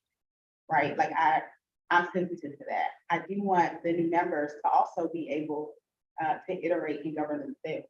I think that's important, period. I also don't have, and maybe I'm missing something, but I also have no hesitation to say that in the next, while this current SAC is assembled, that there's going to be anything that disrupts that you all exist, or that the 5 members who are continuing, plus the new members, would vote to make you all part of the thing. And so if it's, for me, I guess it's not a question of if new members can understand and grasp this and would they vote to do it, which is why I'm like, why do we have to do it now? And can't we just like, and can't we juggle this with the question of the larger needs of the board? Because I think we should be having both conversations. So that's, I'm just pouring out what's happening in my head. All the things. I saw movement. I don't know if, I know, I don't know, like, I know, Executive Director Butler, I saw a motion over here. I think you were gonna respond to the question I asked, but I don't know if it was more than a response. And then I cover. Executive Director Butler can go ahead and then I can give her. So this week, I have started my one-on-one conversations with state board members. Representative Bernstadt was the first person who reached out to schedule said meeting, so hers has already occurred. And so with that, I'm going to share with her permission some of the understanding that I gathered from this, and not to say that there's reasoning, but right now, there's only one student representative here present. She graduates in 7 months. So if there is no codification of processes and things, then there's a fear that the institutional knowledge will be lost because the other members have not been as active. And so we're just trying to, I think that is the perspective that she's trying to get across, is find a way to codify all of this. Because once she graduates, she's no longer eligible to be on the board, she will move on, she'll go to college. Hopefully we get from Columbia in 8 days. That is I think that is the impetus for her putting this forward. One of my suggestions would be so one of my suggestions to the entire board, there are some clear areas that you want new board members to be clear to take up and prioritize. I would ask that each outgoing members, like if we want to make a finite list of those 4 things, bylaws, SAC, yada, yada, whatever those things are, that those are things that we put in front of them in preparation to have these discussions, because there will still be a working session and a public meeting in January. So these things can still come before them. Like this whole bylaw discussion can be the working session part in January. It can be part of the public meeting in January. So those meetings will still happen. It just may not need to happen now as an alternative way. So that people know, because they will get copies of the bylaws and orientation. Go ahead. No, I mean, and I asked for President Parker earlier, I thought we actually put this in front, like in the way you described it, we can tell them this is important to us. Right, yeah, but I'm assuming, I've unofficial that the 5 continuing members are like, yes. And the only question is like, one of the time, Representative Bernstein asked us something like, and I think, oh, okay, I was like, something, sorry, it's getting late, and I'm getting dizzy. Representative Bernstein. So I just have a few thoughts, and I'm gonna try and respond to everything if I can remember it. Yeah, no worries. First, the timing thing, it's just, to me, I think it's unlikely, or maybe I'm misunderstanding it, but I think it's unlikely that we vote on bylaws when we don't have a president elected, or maybe I misunderstand that process.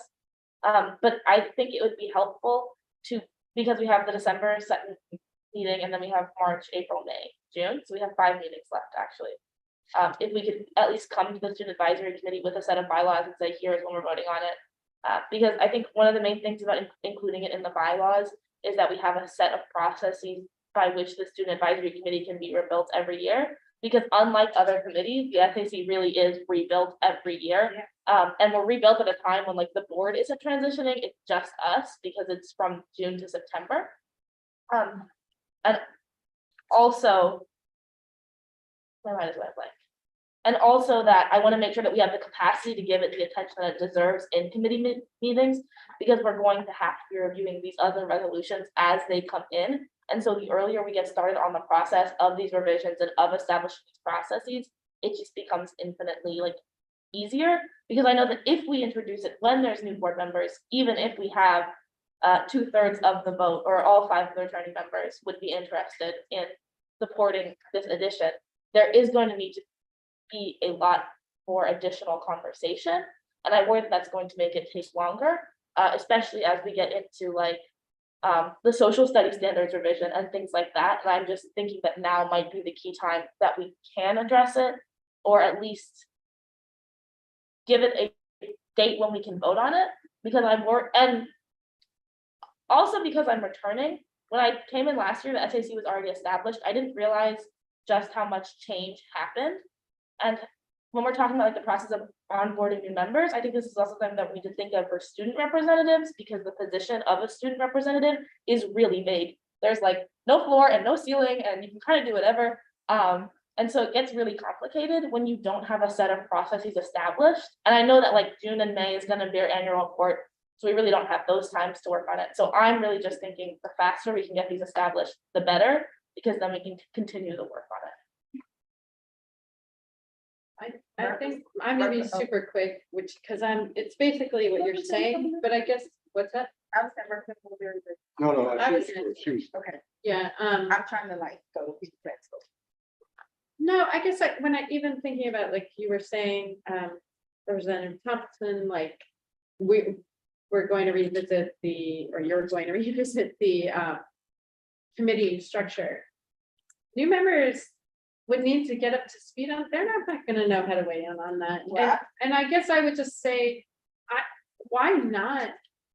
Why wouldn't those of us who have lived through them for 4 to 8 years, of different iterations, to me, that just makes sense that we would be the ones. It's not like we're trying to change things quick for the next folks before we go, just because we're jerks. Like we feel like we're trying to use what we understood about like what worked, what felt like too much, what spread our staff thin, blah, blah, to make things better for the next, iteration of the board. They want to change it because of their experience, then, in 2 or 4 years, that would make sense, actually. So I guess to me, it makes much more sense that it would be the folks who've been here for a long time, relatively, in the life of the board, right? The life of a board cycle, who would take the experience and, apply that to making things work better. So that's all. So I want to go to Representative O'Leary. I also want to respond to some of the questions. I see Representative Reed's hand, and then I'm going to remind us also that apparently, well, not that it's late, but there have been questions around other new business. I did not say what are all the items around the business. This is one, right? So I just in the spirit of, because yeah, all of that. So I just want to flag that for us. Representative O'Leary. I want to volunteer my time to leave, to relieve the stress that she's going under right now about this whole situation. So anything I can do to help you get everything together on paper and stuff like that. I have it on paper. I know you do, but I also, because I don't even like looking at you having to go through the stress about this, because you're doing a fabulous job and you know it. And right now you got nobody else here today. And but that's just a part of life. All right. I think that we should do it in January when the new board comes in. I think they deserve, just like the people that came on the board 4 years ago or 2 years ago, whenever it was. When did y'all come on? 2 years ago.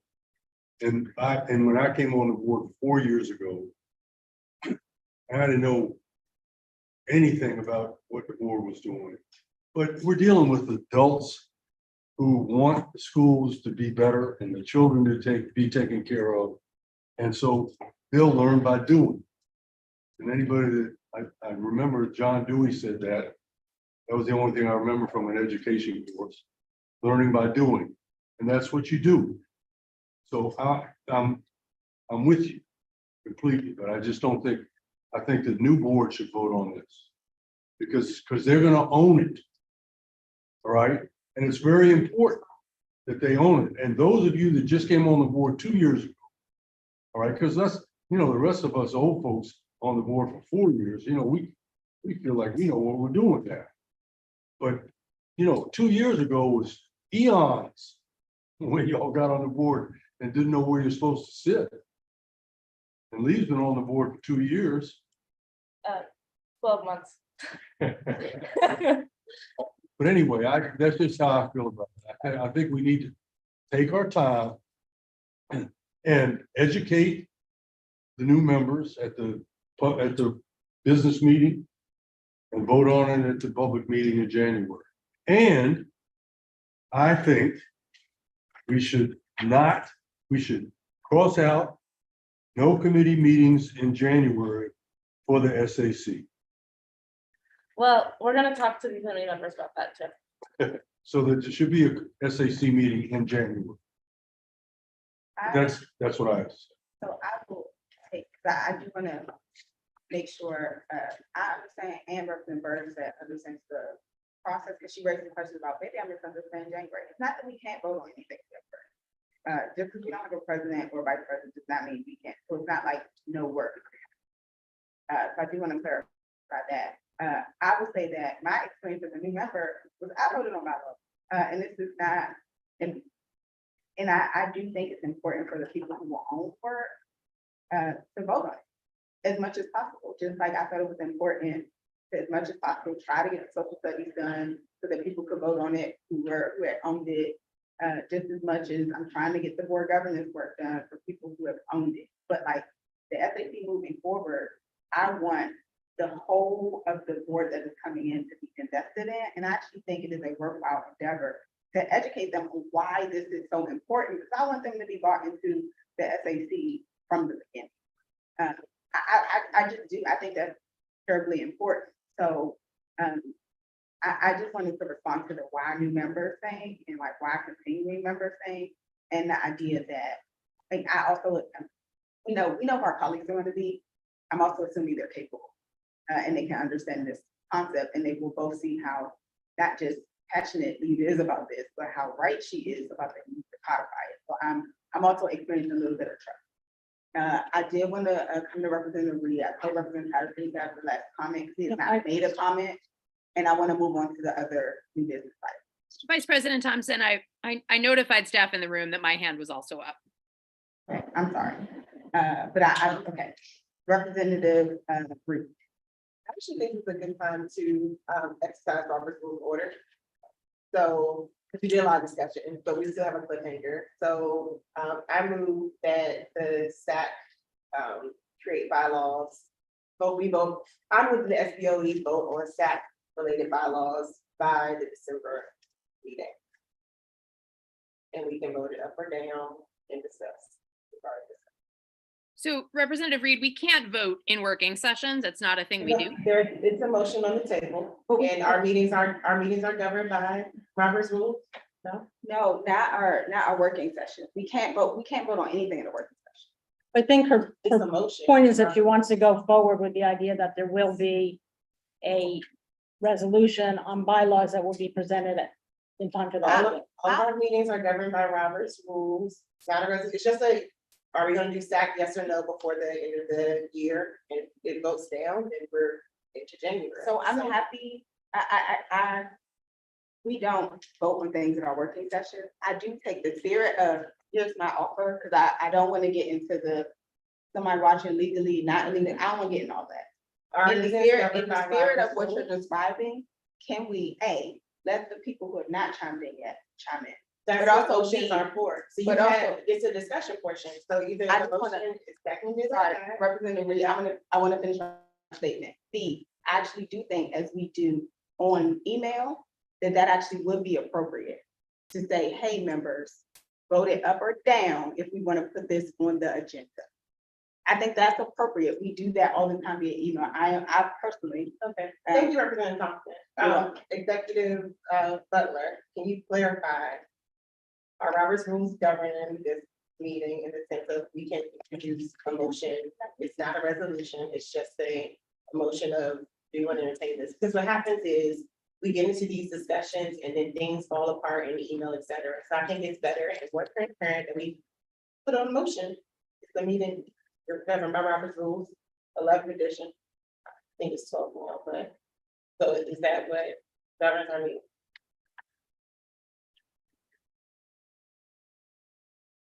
Robert Rules of Order as a session, as a guiding principle for federal. Do go for a public meeting. I am not sure, and I could research it for you. Because I also don't believe in guessing, because I honestly do not know, this is my first meeting. But I can research it for you and find out and be sure to let all board members know as soon as possible in a working. Okay.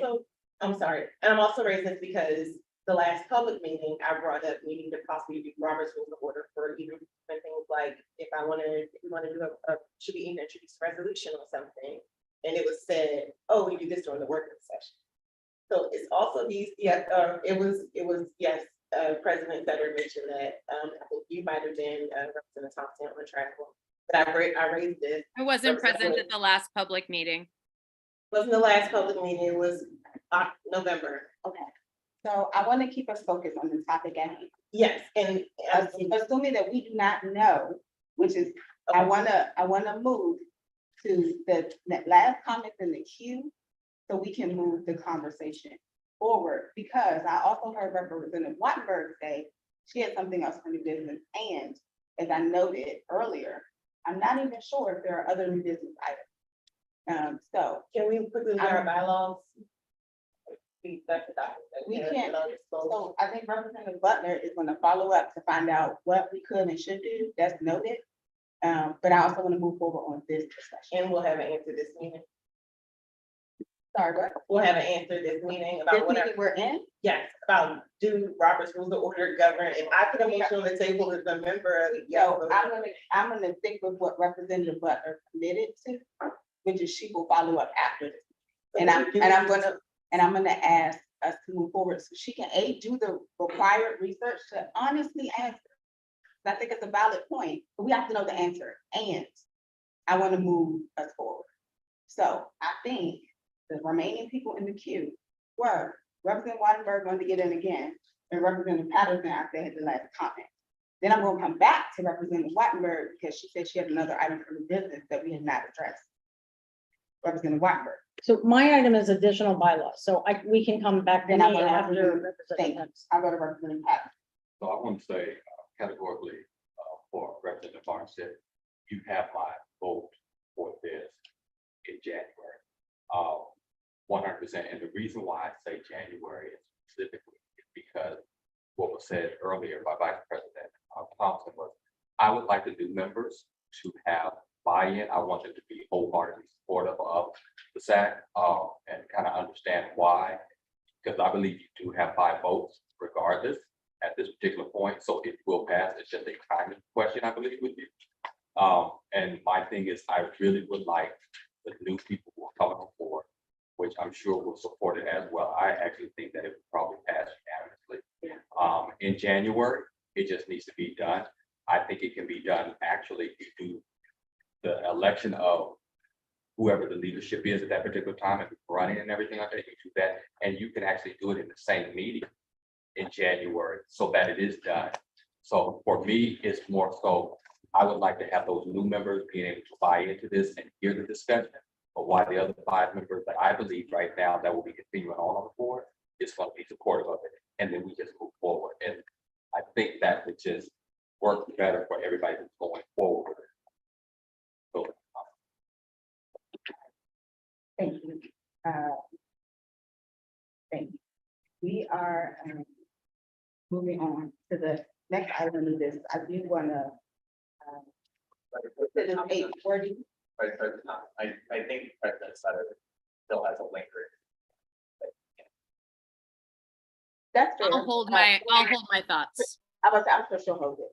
I want to ask, outside of the fact that Representative Wattenberg, because she had one other item, are there any other items for new business? Because I see members acting up and I'm concerned that we will lose. We have one member who's left, we have another member that's left online, and I want to make sure that all the items are put on the table at the working session, given we have one more public meeting left. I want to be fair about that to everybody and everybody. Anything. All right, Representative Wattenberg, this is the last item for new business. Thank you very much. So let me just start by saying, I really appreciate Executive Director Butler's idea that we could pull together these ideas that we think are important to pass on to the new board, pass them on, maybe as a formal exit memo that could go to all the new board members. I like that. I'm not sure I am prepared to say, but we shouldn't do the bylaws. So I want to pose the bylaws now and then talk to others, including you. And let me just say the rule that I can't speak to whether Robert's rules covers this or not. The rule that typically does, the rule that's in our bylaws actually is any member who raises an issue here at the working meeting and then presents it in writing, it will come before the public meeting. So that doesn't need a vote. It will come before the public meeting. And I just want to acknowledge what Representative Reed is saying is sometimes that hasn't happened, which is creating some concern. In our bylaws, Robert's rules, newly revised and left petition shall be used as a guide to govern the conduct of business at meetings of the State Board of Education. Any committee authorizing the state board in all cases in which they are applicable and not in conflict with these bylaws. Now, it could be the piece that Robert's rules governs our meeting, so we can put forward a motion at any point. I want to raise this as an example of sometimes we take away our democratic processes here at this board because we get into all these discussions and we can just vote it up or down, yes or no. Right now, it actually seems that we took a vote that it would go to January, but I think it goes into some of the transparency where do you feel comfortable? Does the president feel comfortable? This person, that, and that's not fair. So this document says Robert's rules governs. I'm gonna let it go. But I do think when you start using Robert's rules to just govern some of these discussions, because what happens, I witness frequently on the back end. Somebody changes, wants to make a resolution letter of inquiry, somebody doesn't like something being called out and things get changed. So I think we should use Robert's rules as our bylaw state. But I'm gonna let it go because it seems like you're okay with this going until January, Berta said. Yeah. Okay. Well, I'm not necessarily, I just want to say I'm not. And my point is that if we raise it tonight and send out a written bylaw to people, written resolution, it will come before the board at the December meeting. That's our current rule. So I just want to raise a few other bylaws that I may or may not put into writing as a resolution, along with some that I know Representative Parker has discussed, and possibly some related to what Representative Reed is raising. We can do that. We can send that out. We can, but we can have and if that happens, it has to be on the agenda at the public meeting. So I just want to raise these. Right. So, okay, here are the other issues that I am considering putting in bylaws, proposing as bylaws. One is in public, when we have public panels, we used to typically have 3 or 4 minutes for board members to ask public witnesses questions. And sometimes it just gets reduced to just 2 minutes, and I don't think that's right. So I think there should be a rule that says that public panels, every member will have the right, should they choose to take it, they don't have to question each panel for a minimum of 3 minutes. Second is we've had a number of discussions about whether or not it's appropriate for the president of the organization to sign documents, use the presidential title at different meetings. And I think that either that should be in the bylaws if that's not appropriate, and I don't think it is, or it needs to be in the bylaws that it is, because what's not fair, and I think not right for the board, is to have sort of what I think of as the Senate, sort of, this rule is for me, but not for thee, right? I mean, if it's okay for presidents to sign these documents and use that title to promote different kinds of issues, then that should be true for all presidents, not just sometimes, and that should be clear.